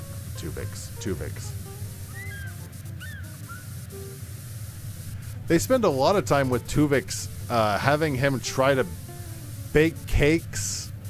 Doesn't he try to do his old stuff? He tries to be a security officer and he can't do that. And he tries to cook in the kitchen, but he can't do that, but he ends up being a baker. And then Janeway's like, that's really good. That's really cool that you're a baker now. We're going to kill you. And that's essentially how the episode ends. And then Tuvok is at the end. It's like, thank you for killing me, Captain. And Janeway just nods. That's what I remember from the Tuvix episode.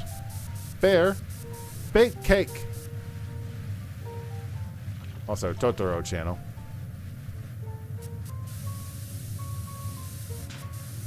If I could have my druthers, I would love for Roar TV to pick a new random block every time and not repeat them until all of the channels have been played, or at least all of one genre. It doesn't do that, though. It refuses to. It refuses to listen to me. The Baker thing is from a different episode where Tuvok gets mind wiped.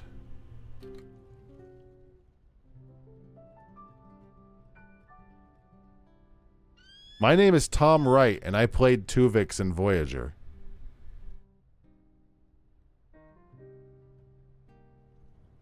There's a... I'm just going to put this somewhere where I can read it for later. Somebody did an AMA of being... That's not what I was looking for, but... Tuvix cake. I could have sworn... Yeah, no... Huh. I guess you're right. I guess because that does look like actual Tuvok. Interesting. And everybody kind of liked Tuvix, and everybody was like, "We don't really want Tuvix to go." And Janeway was like, "Yeah, well, about that." Neelix is in that picture. It's very true. Good point. The Baker thing is from a different episode where Tuvok gets mind wiped. Oh, wait. Was that... I think you're right. I think... Wasn't it like Tuvok or... He was like trying to be a Vulcan again? Was that the episode where Neelix pissed him off in the first 5 minutes and then he spent the entire rest of the episode SpongeBob and Squidward trying to get him to be a cool guy again? Everyone liked Tuvix, but they like Tuvok and Neelix better. No, they like Tuvok better. I don't think anyone liked Neelix. You know, in that Voyager fanfic that I haven't talked about in a long time, Neelix actually learns how to cook properly, and Janeway's like, well, you just didn't tell him that your food tastes were different than his. He is an alien, and it just felt really contrived and dumb. Kes liked Neelix better? Yeah, that was problematic.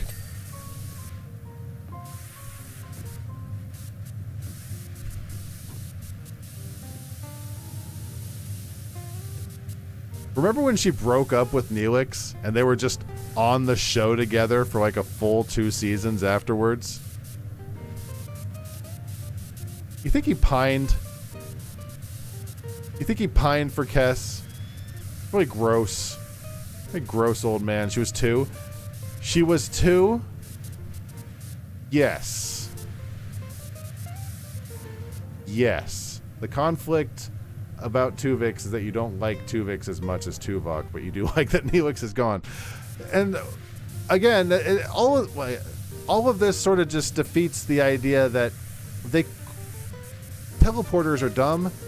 Couldn't they just recreate the whole thing? Why can't they just make the accident happen again, but create a, leave Tuvix in the pattern buffer? Create a Tuvix. Create a Tuvix out of the two. I know that they have their own stupid safety, not to have more than one person at a time. Obviously, this is a special situation, which calls for special circumstances. Why don't they just, I don't know, do like the reset trick and right in the middle of a transport, would be 3Vix? Yeah, experiment. In this episode, the transporters work differently. I think they're not consistent with their transporters. Just say, hey, we're going to create a new teleporter buffer, and we're going to copy your matrix, or your teleport matrix, your pattern buffer, onto this new database. Oh, we split up Tuvix. That's amazing. Now we still have Tuvix inside. We could do both, but they didn't want to do both. They wanted drama. Transporters work of two ways depending on the episode. Multiplicity in space. Exactly. Just have a whole bunch of Garys. That's the one where Tuvok gets brain fucked and loses all of his knowledge and emotional suppression. And that's when he wanted to learn how to bake cakes. Gotcha. I was misremembering. They either physically transport you with some kind of warp thing, like in the episode where Barclay sees a giant worm or something. We're still discussing this 29 years later. I want to read that AMA. I kind of want to take a look at that AMA. I'm going to put that in the content folder. And maybe one of these nights when we do like a graffiti night where we just have a bunch of shit, like random stuff to look at, maybe we'll look at the AMA of Tuvix. Transporters are a plot device so you can move actors cheaply. You're not meant to think about it because the implications are horrible. I don't know about, hi Coyote. I don't know about horrible. I like the idea that it's like, I think the idea of having continuity is silly. Look, you have basic immortality, and maybe that's a bad thing to some, but I don't know. You could create multiples of yourself. The worms are people. Or they kill you and create an exact clone of you somewhere, and that's the episode where there's a second Will Riker. Isn't that what kind of Bones' idea? That he didn't want to be like a clone. He didn't want to be a clone of himself. He wanted to keep continuity of his own body and not be like he didn't like transporters. And then they make episodes that make you think about it a lot because they're always horror shows. Nobody wants another Ensign Riker. What is this physically teleport you somewhere you're talking about? I don't know. What is the episode of the Big Worm? Barclay? Big Worm, Star Trek. I'm not finding anything. I don't know what episode 2. Is that Barclay? Did Barclay get assimilated? Why did Barclay get assimilated? I bet you if Barclay got assimilated, he'd have the biggest boner. The last conscious thought of Barclay being assimilated by the Borg would be, holy shit, this is hot.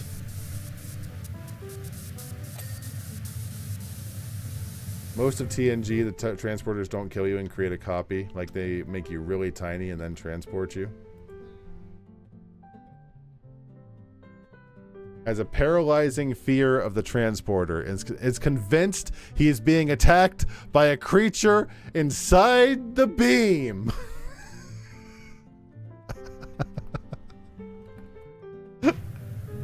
That's really funny. That's really funny that Reginald Barclay thinks there's a critter inside the teleporters. Reginald Barclay is a great character. Reginald Barclay is bonkers. Yeah, the beard reveal pool was pretty great. They're like the Willy Wonka mini... Oh. Really? So it's like we're going back to Mike TV talk. It's amazing that we're going back to Mike TV in the same stream. But as long as we're here, so it's similar to the Mike TV thing from the original Willy Wonka. The creature in the teleporters. So was there actually a creature in the transporters? I didn't read the entirety of the plot.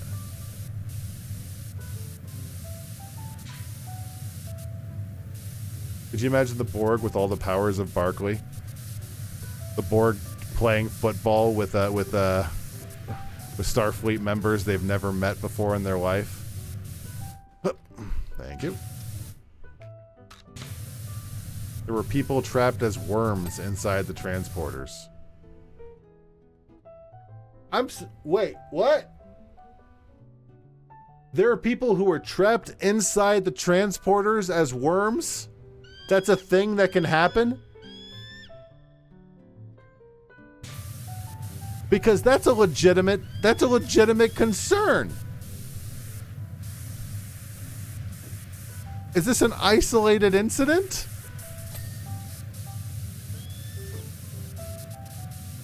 Barclay is a character that in theory should be doing a jab at Star Trek fans, but he instead is ultimately... I think the actor plays a big part of that. The thing that can happen, like them being worms, just his perception of some shit that he couldn't perceive. They aren't inside transporters, they're stuck in the warp realm that transporters send you to? The what? I thought it was like... Okay. Maybe I just don't understand the transport. I thought that it broke down your pattern matrix. So, you know, I'll use some technobabble here. I thought it broke down your body and and reassembled you somewhere else. Is that not how it happens? It wasn't a transporter realm, it was some nonsense with a nebula.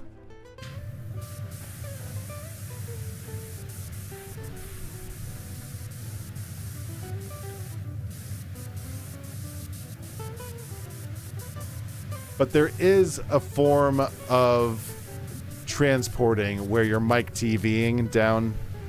The way you're saying is where it breaks down your body and kills you and then makes a clone. But isn't that kind of the same thing?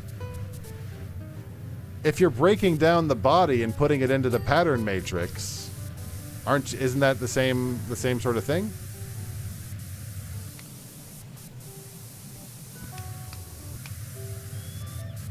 Reminded that one episode of 90s X-Men where they slow down the mutant who teleports, and it turns out he's been zipping through literal hell really fast whenever he teleports. That's fun. They were in the matter stream, which is basically the energy flowing between start and destination, but this version doesn't have a pattern matrix. Kitty just like, this is the best conversation we've ever had. Star Trek transporters. Oh boy! Oh wee!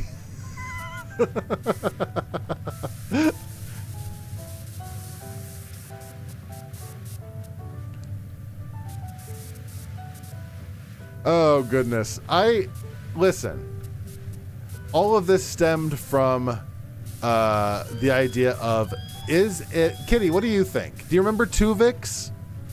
Do you remember Tuvix, Kitty? If you don't, Tuvix was created when Tuvok and Neelix got mashed together into a transporter.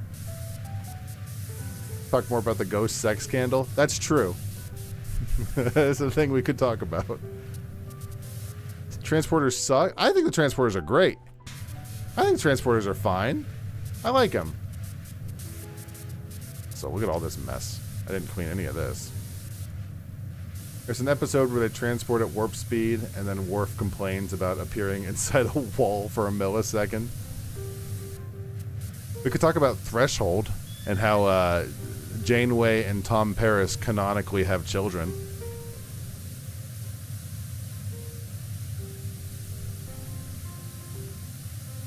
I think a lot of Star Trek is supposed to be hand-waved away.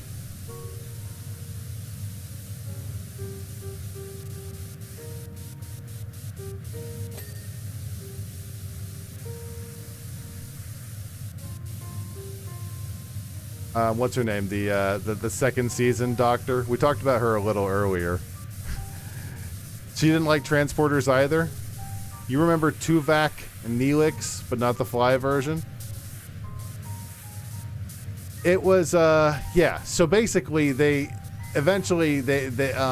Janeway and them figured out, hey, we can separate these two chuckle fucks. And Tuvix was like, but I don't want to go back to being those two. One of those two is Neelix, and nobody wants to be Neelix. And Janeway was like, well, tough ass. I need my security officer back.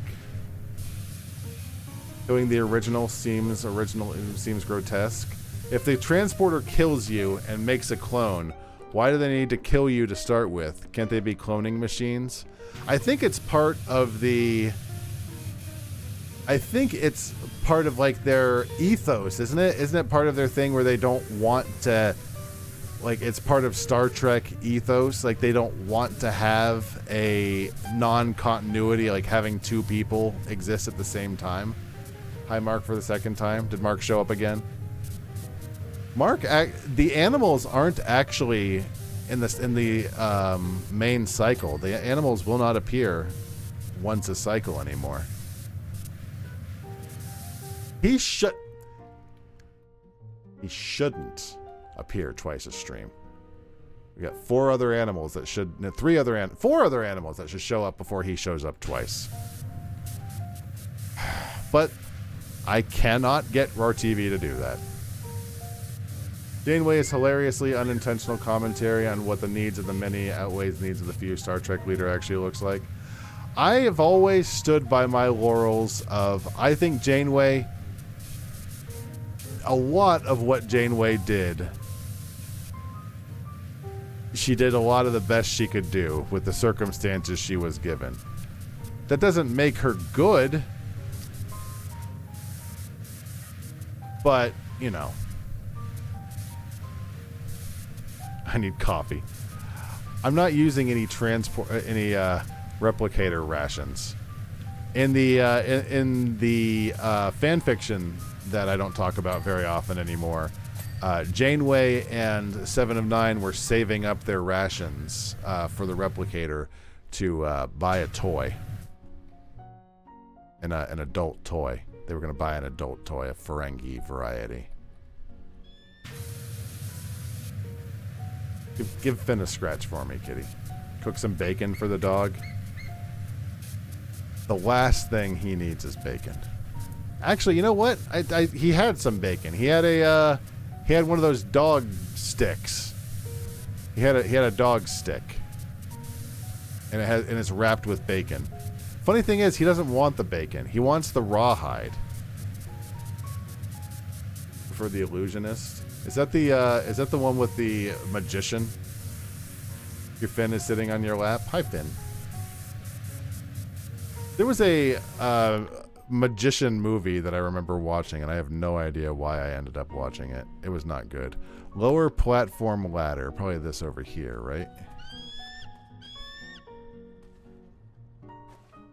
The Prestige is the one with cloning Hugh Jackman. The Illusionist and The Prestige are the same movie. What movie am I thinking of? Don't Say a Word? There was one movie that was really bad. I think it had Morgan Freeman in it. Mark is a good cat and deserves to show up twice. So what happens is, it's supposed to... You see this? Hold on. Where's Mark? Is Mark on here? He is. So you can see on Roar TV here, down here at the bottom. You might not be able to see it, but Mark is there. The next time this whole thing cycles, Mark is supposed to switch to something else. It could be Kitty Love. It could be any variety of things. It should not pick up Mark again. I love Mark, but the fact that it refuses to listen to me is so irritating. He just rolled over and is staring at the screen. Who's a good boy? Who's Finn is a good boy? Who's a good boy? Who's a good dog? Yes, he is. Who's a good boy? Finn is a good dog.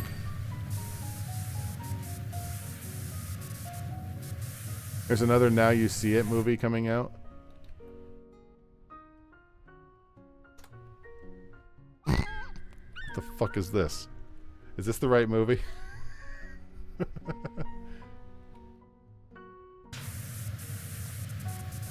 There was I forget the movie, but it was one that I remember very distinctly.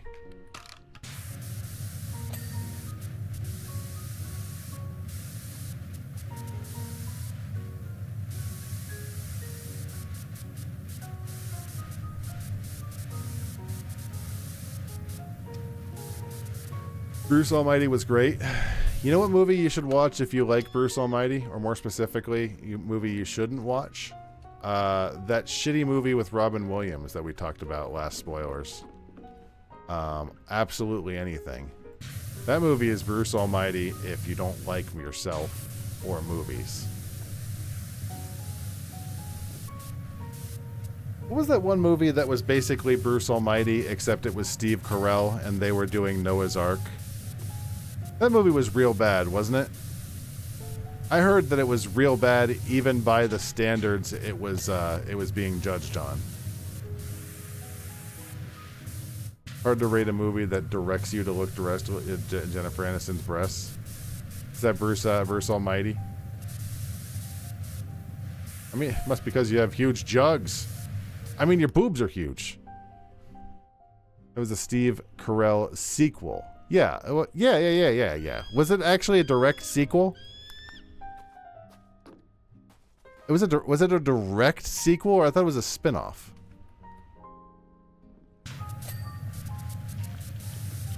Ooh. I thought that it was like... So it was like a direct lead-in from when Jim Carrey was doing his gag? It was a direct sequel, Evan Almighty? Yeah, Evan Almighty, wasn't it? I remember it sucked. I remember... Well, I didn't see it, but I remember the preview for it was really bad. Like, even for what you'd be expecting, it was just atrocious looking. And I thought Bruce Almighty was fine, you know, when I saw it. I don't know how it holds up to the test of time, but I thought Bruce Almighty was pretty good. I mean, with some exceptions, I like Jim Carrey. I think I might have seen like all of the Jim Carrey ones I want to see, though.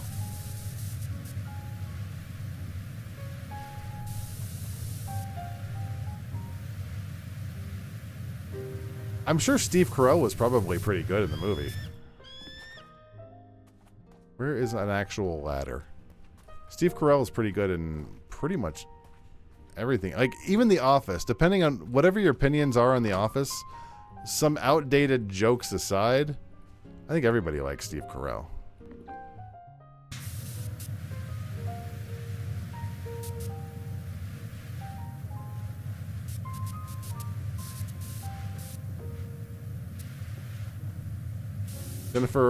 Bruce Almighty has a scene where Jennifer Aniston asks her if you think her boobs have gotten bigger.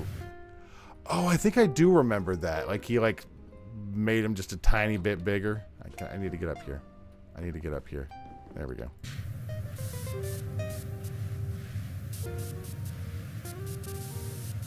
Jim Carrey's done a lot of real bad roles.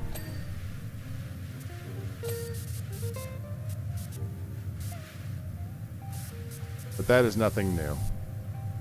He's really talented at improv. Agreed. Although, that could go for either of them, really. I need up here.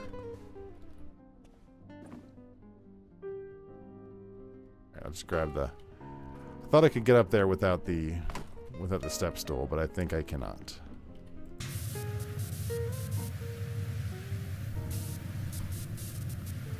Jennifer Aniston was really big when that movie came out, too. Like, really on top of the world, if I recall.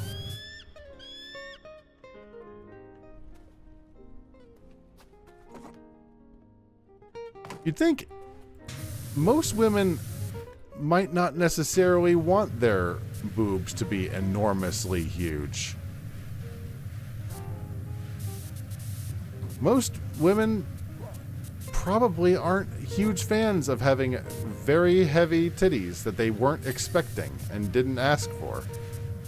If you have them, and that's what you were, you know, you're happy with them or you were born with them, whatever. But I don't think most women would just straight up ask for them willy-nilly. Could be wrong, though. Butt spot, yes. Went from like a B to a C.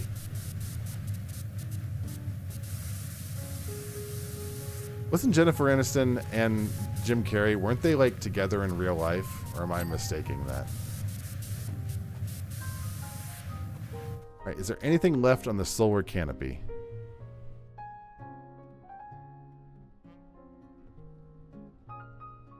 Looks like no. Solar canopy is completely done. DBJ called women with the C cup a hogus. DBJ didn't do that. The Minister of Schmim did that, Kitty. DBJ is a lover of all women and breasts, I'm assuming. I don't know. I'm giving him... I'm speaking for him, and I can't. What was... them, excuse me. I mean, wasn't that the point? Bruce spends the first half of the movie using the power selfishly? Kinda. You have to have a redemption arc. Like, you have to give him time to be kind of crappy before he can clean things up. What do I have here? Pressure pump pistons. Where is that? There you are.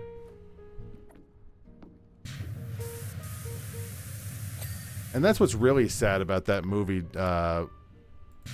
Robin Williams was in, the Absolutely Anything movie. It was almost like bit for bit Bruce Almighty, essentially the same movie.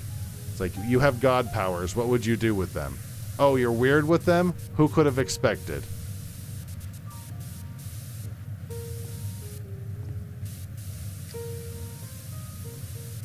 Like, what would you do with all the power in the world? I don't know.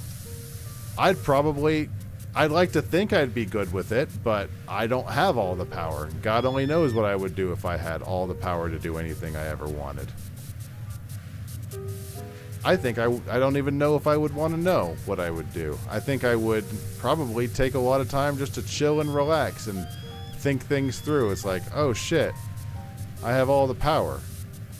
I mean, there's a few things I'd do immediately, which I'm not going to disclose.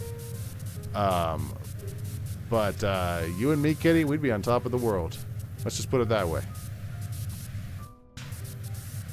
Just straight up immediately. Wouldn't even have to think about it. I dropped 1,100 frames at some point.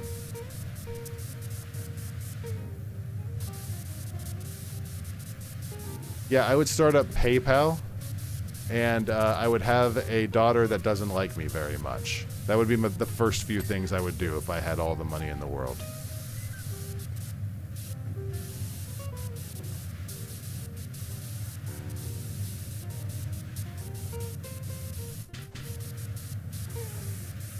What else is even left in here? What else is even left on this thing? Pressure control units. What is this? I'll be really happy when I don't have to come back to this map again. I think first thing I would do if I had all the power in the world, if I was something of a god, I probably wouldn't go to work anymore. I mean, realistically speaking, would I make rockets that keep exploding? I'm not full clear. I wouldn't make any rockets. Would I spend all my time in a ketamine hole or invade Ukraine? I think if I was really rich and powerful, I wouldn't do a lot of the stupid shit that some of these rich and powerful people are doing. I have a feeling that if I had all the money in the world, I wouldn't inject myself into some of the places these people are.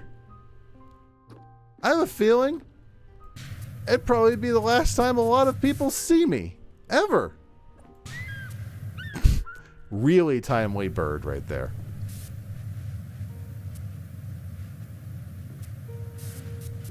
I mean, not you guys. I'd stream all the time. I'd be like, heck yeah, I don't have to work. Now I could stream all day. Yeah, exactly. I'd still stream. But there's a lot of other stuff. I would just be like, nope, not gonna do that anymore. What am I looking for? Upper platform supports.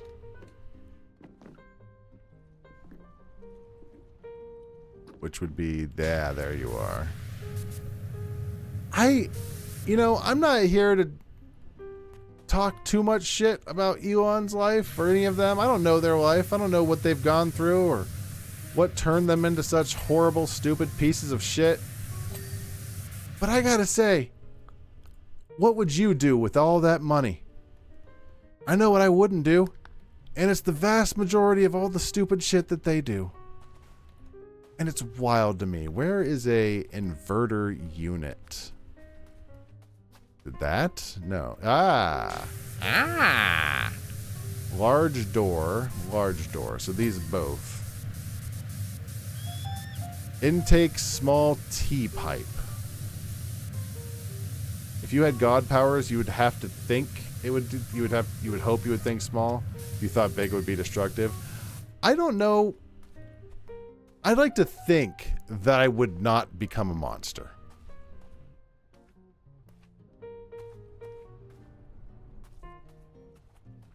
But I don't know. I could not say. I would have to hope. There you are. I would have to hope that I would be a good person still. Like, what is power and money? Just a different aspect of life. Why would that turn you into a worse person? It shouldn't. It does for a lot of people, though, unfortunately. I think there's a few immediate things I would do with my power. And then I'd probably take the family and explore. Go and not have to do any of crap anymore. Not have to do anything you don't ever want to do.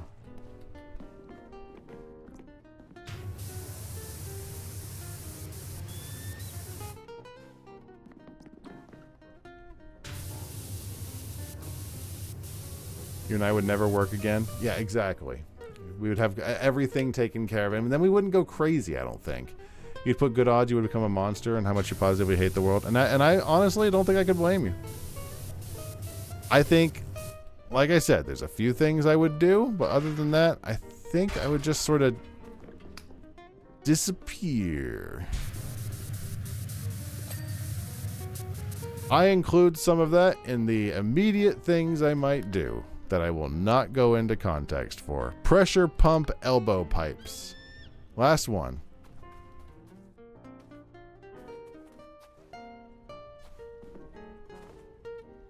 Where can I find a pressure pump elbow pipe? There you are. I see ya. I was right next to it.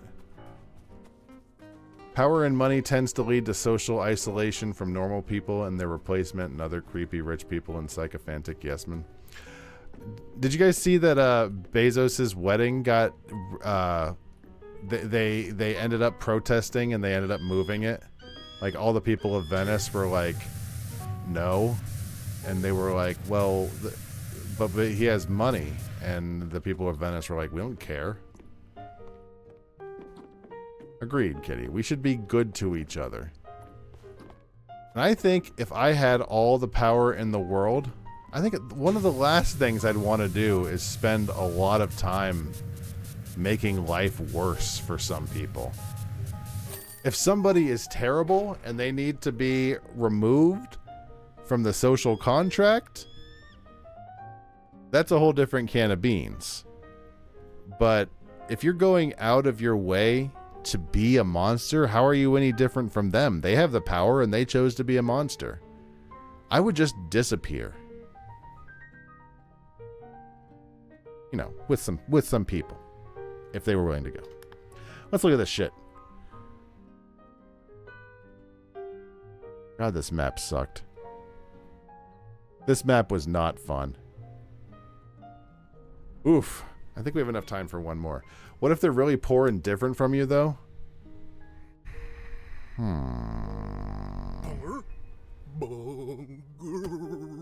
I think we have time to do...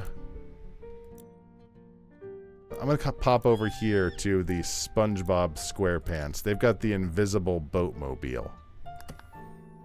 War never changes. Part of me really wants to do a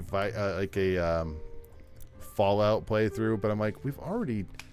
Not only have I done that several times over, but it's such a broken game. What the hell is this? Oh, it's their... I see. It's their invisible boat, so it's dirty. That's kind of cool. Do a Fallout 1 playthrough?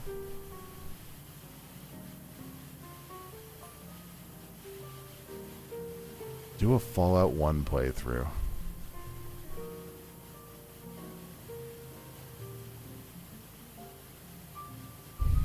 Are there any mods that would make the game a lot more playable and less annoying?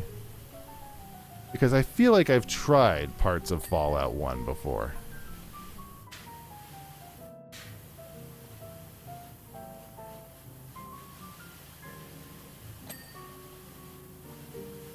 All you need is love. That's what, was it Billy Joel who said that?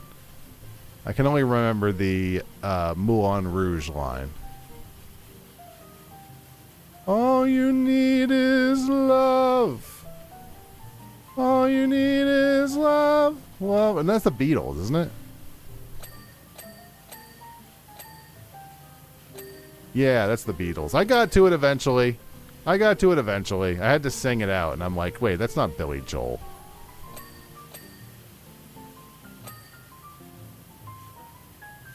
There's some mods that make the game more difficult. See, I don't want those. I want ones that, you know what I really don't like? I don't like that I know that the game has a timer, doesn't it? Aren't you on a goal to find the, like, to get the parts for the vaults? Don't you need to go get a part for the vault and get back within a certain amount of time? I hate games that have timers. I hate games that make me go on a time. Like, the whole game is based on a timer. And I don't like that. But as a reminder, I'm switching to 6:30 streams. Whatever time I started today, which was at 6:30 Eastern, that is when my new streams will start. 6 o'clock was too early, and I didn't. And we're gonna try out 6:30 for a little while, and we'll go till 9:30 or whenever it feels appropriate. That was all. That was the update. Timer is very generous, and the water chip is not the end of the game. Oh, really? Really? I don't know. Would Fallout 1 be an interesting watch? I definitely wouldn't have Kitty. There's no way I would have Kitty for that one.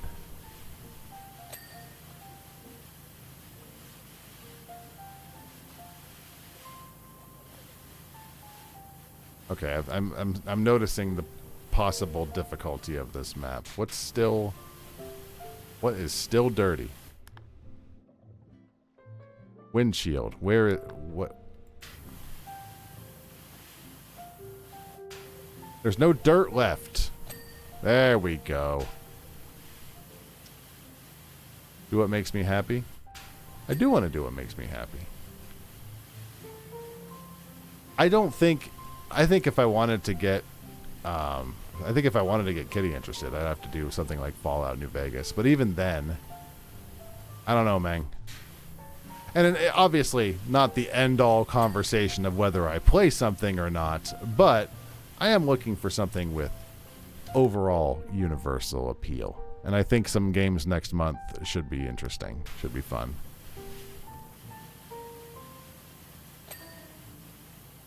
I do have Undertale, not Undertale. Where's the bow? Where's the bow ornament? There you are. I do have Deltarune on for next Tuesday and Thursday. Yes, that. Deltarune Chapter 3 for next Tuesday and Thursday. Because I took off one power wash and one spoiler stream, and I had 2 hours or 3 hours to go. Where is the wheels? Where is wheels? There's one more wheel to get. There you are. I noticed that Deltarune had an update that had fixed a lot of bugs in Chapter 3. So I'm like, I'm actually pretty glad that I didn't go right away. There's like a whole bunch of game-ending bugs that were in Chapter 3 apparently that got fixed in an update today.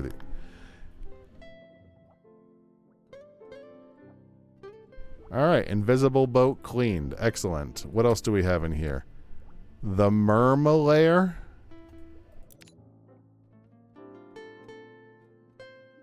I don't know what this is. And it looks a little big. Do I have like a small map? I'm getting a little tired. How do we have any small maps to look at?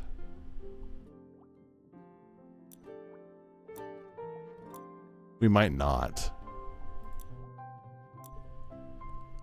There might not be a single map left. What about the submarine? How big is the submarine?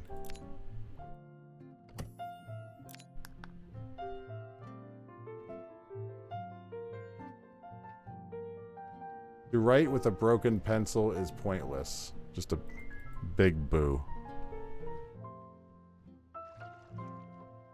I can't push the button. I've never had it like, is it frozen?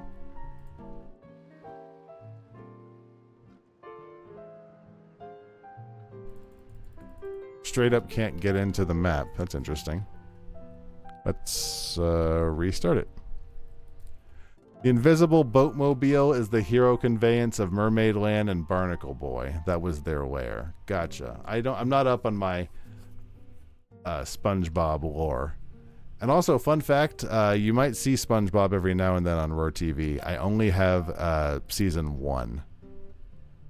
I wanted to see the submarine. I'm not looking forward to doing that big radio tower. It looks huge. How big is this? Oh, Christ. No, I'm not doing that tonight.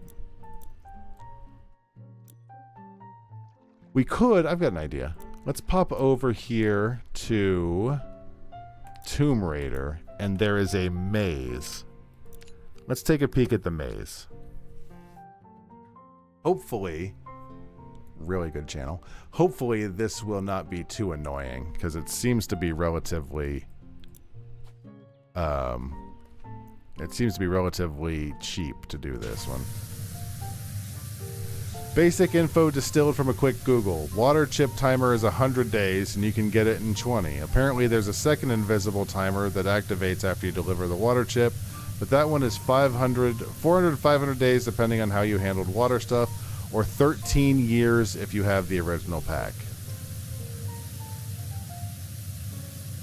So if you have the official patch, the game will last up to 13 years long.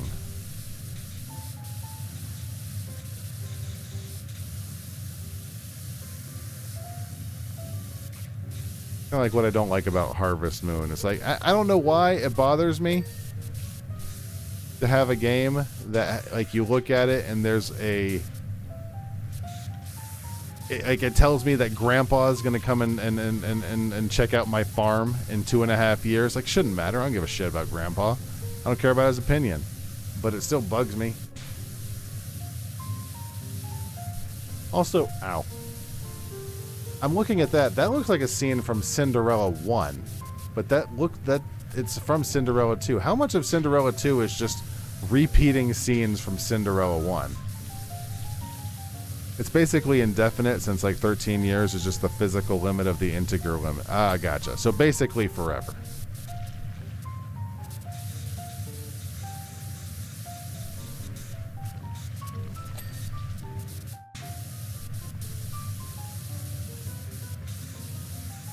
And I'm unlikely to fail the starting quest. Do we want to... Is there interest in a Fallout 1? I could try. I have a lot more patience to learn some older systems, and I could certainly give it a shot. Heck yeah, I could play some Fallout. I would like to actually have the experience of Fallout 1. Not super stoked for you, Harley. That's okay. I'm just looking for, overall cool stuff. Like, I've got ideas. It's not like I'm desperate for ideas. What is our next big game coming out? Deltarune is the next game playing. What is the next actual game on the list? Let me take a look at the list for next month. Cyberpunk is coming up next month. So we will actually play a big game next month. Now, whether or not we can beat Cyberpunk in 369 12 hours, who's to know? What do people want to see? Been asking that question for 12 fucking years, Kitty. If I knew that, it would be a very different world. Yeah, I don't know if Cyberpunk is beatable in 16 hours. Or 12 hours, I mean. How long is it? I had 8 hours planned. Maybe I plan to do like a test run. Maybe I was planning to say, look, we'll play a few nights of this and maybe we'll put it on the schedule for later if we wanted to finish it up. Maybe if I skip some side content. I mean, I am known for skipping side content. Let's assume, hi Brad, let's assume that I probably will not 100% Cyberpunk.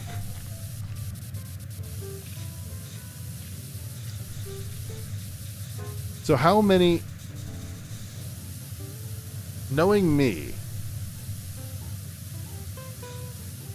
okay, I think we know each other well enough, Feelanoid, to say you and I have a slightly different play style. Especially during streams. Like, during stream, I'm much more likely to become goal-focused and say, okay, we just need to move. When I'm off-stream, I'm much more reticent to say, okay, I can go check this side area out. How long to beat says 26 hours for main story without the side quests. 26 hours without side quests. I don't really trust How Long to Beat, but that's a good... How Long to Beat has let me down a few times. What I do nowadays, Cyberpunk 27/7, long play, main story?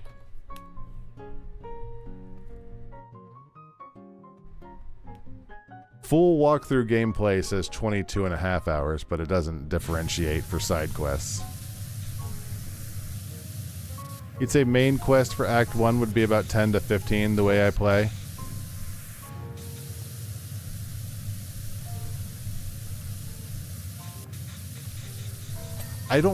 I've deliberately learned very little about Cyberpunk because I knew eventually I'd want to play it. So what is Cyberpunk similar to? Is it similar to, say, not Saints Row? What's the other game that's like Saints Row? I want to say,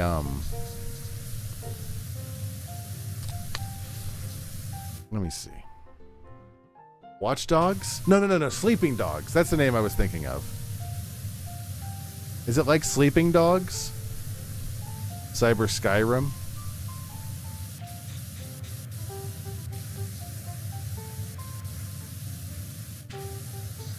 From the screenshots I've seen, it seems like Cyber Elder Scrolls. So it's not like Watch Dogs or Sleeping Dogs. I think Morrowind because of the jank. Well, I have it on Steam now, so it's not going to be the PS4 crappy version I bought. It's first person. It's first person. The hell you say? Interesting. Also, I don't know if I'm going to finish this map.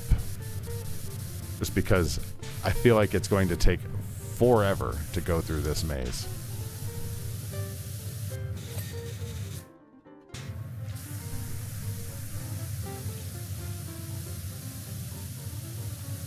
Well, I'm starting to get to the point where I realize that I don't have to actually, finish all of the games I stream, and I don't know why I ever assumed I had to finish all the games on stream.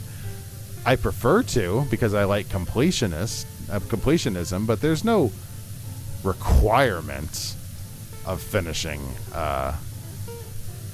any game that shows up on stream.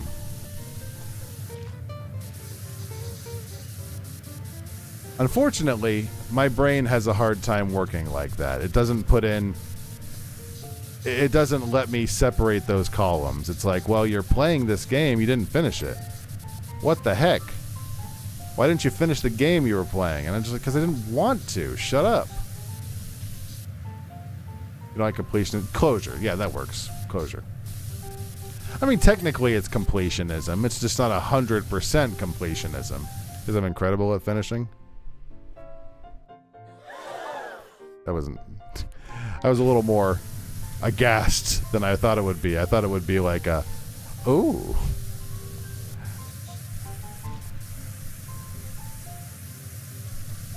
It's like calming. That's kind of what she's going at.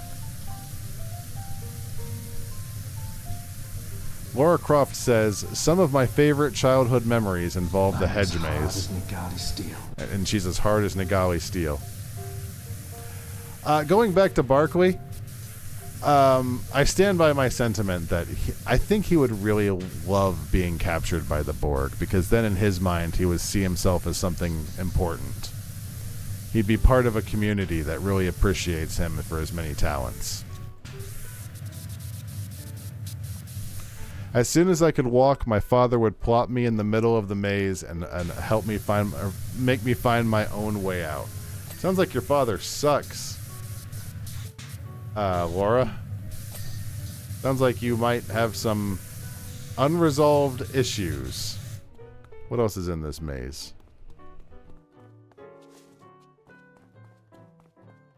Why is only some of the maze dirty? Like, the wall is not dirt. Oh, Jesus. Open hatch.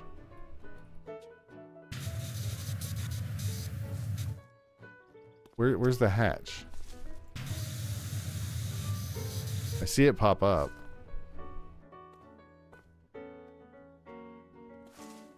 I give up.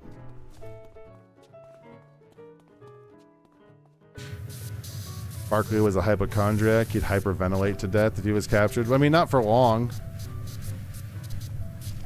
She really had it rough. Well, she has it fairly rough in her game, too. So at least she's used to it. That's true. Oh, that's true. What if Barkley made the entire Borg collective self-conscious? And they're like, oh my God, what if the species we assimilated don't actually like us very much?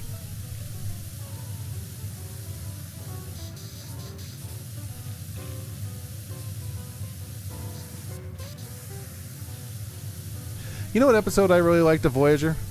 I don't think it was a particularly good episode, but I liked it. The episode with One the Borg, who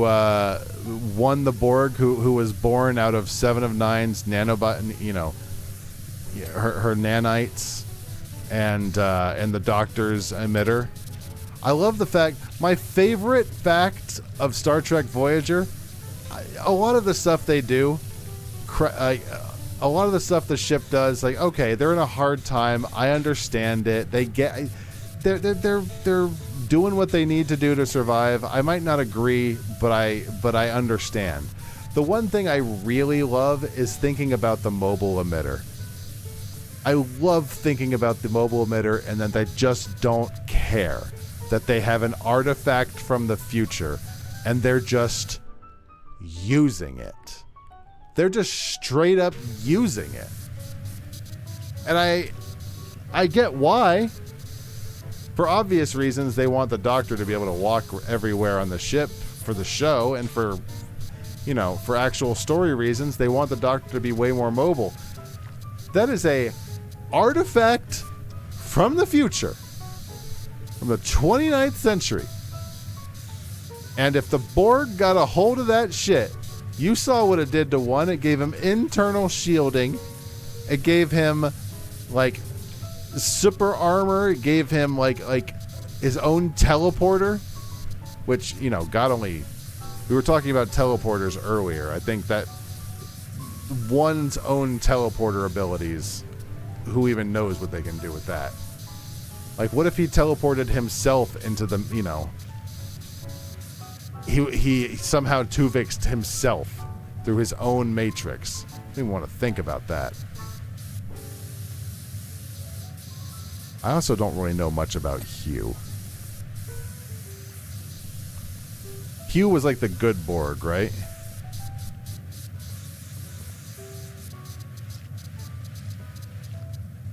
Now, I don't necessarily blame Voyager's crew for wanting to keep the mobile emitter, but the fact that that is a line in the sand that Janeway is 1,000% unwilling to, you know, like, she does not care about using this super artifact, but everything else, she's like, well, the Prime Directive says we can't have eggs this morning.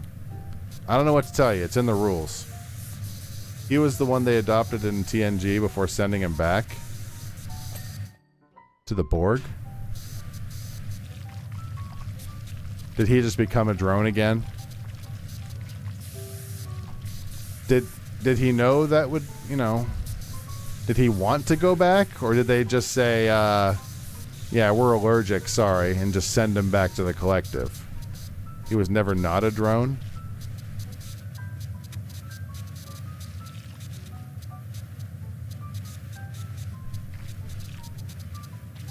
So he wanted to go back to the collective. I sure hope he did. Otherwise, they did a horrible thing.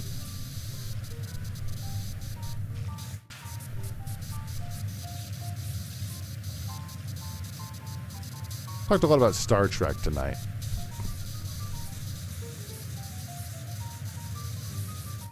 A lot of Star Trek opinions.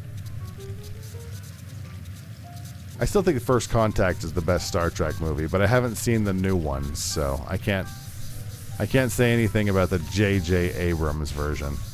They were planning on using him as a suicide bomber against the drone. Then they sent him back hoping his individuality would affect the rest of the Borg. Instead of putting a paradox shape in his brain to crash all the Borg, they just banked on his inexperience. So he just went back and became a normal Borg. They expected the Borg to just roll over for his individuality instead of stripping it from him immediately like they always do. Yeah. Every single time they assimilate someone, they have individuality to deal with, and people don't typically like that. People don't like having their individuality like ripped away. But that's what they do. That they inject people and they assimilate them, and they're good to go. They don't have to worry about emotions anymore. That's kind of just what the Borg does.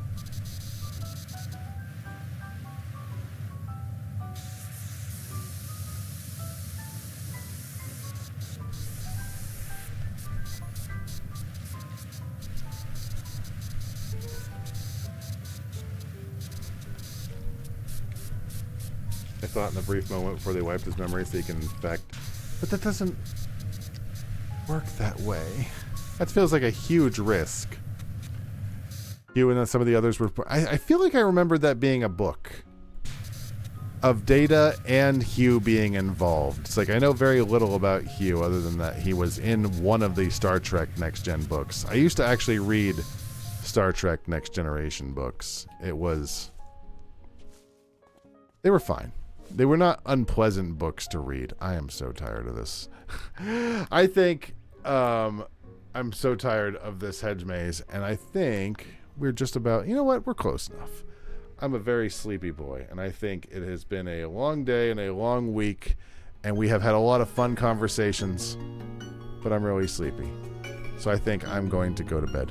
Thanks for hanging out, guys. We are going to do the Bluey Season 3 tier list on Saturday. We're going to finish up Bluey, and then we'll never have any more tier lists about them again until I do the character tier list.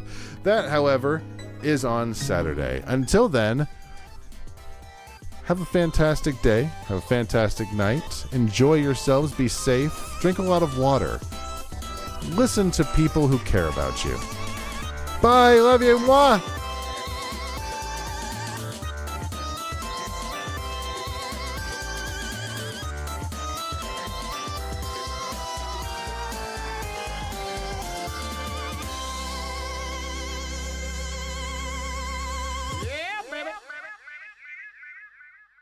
I want to let you folks know you've been a lousy audience.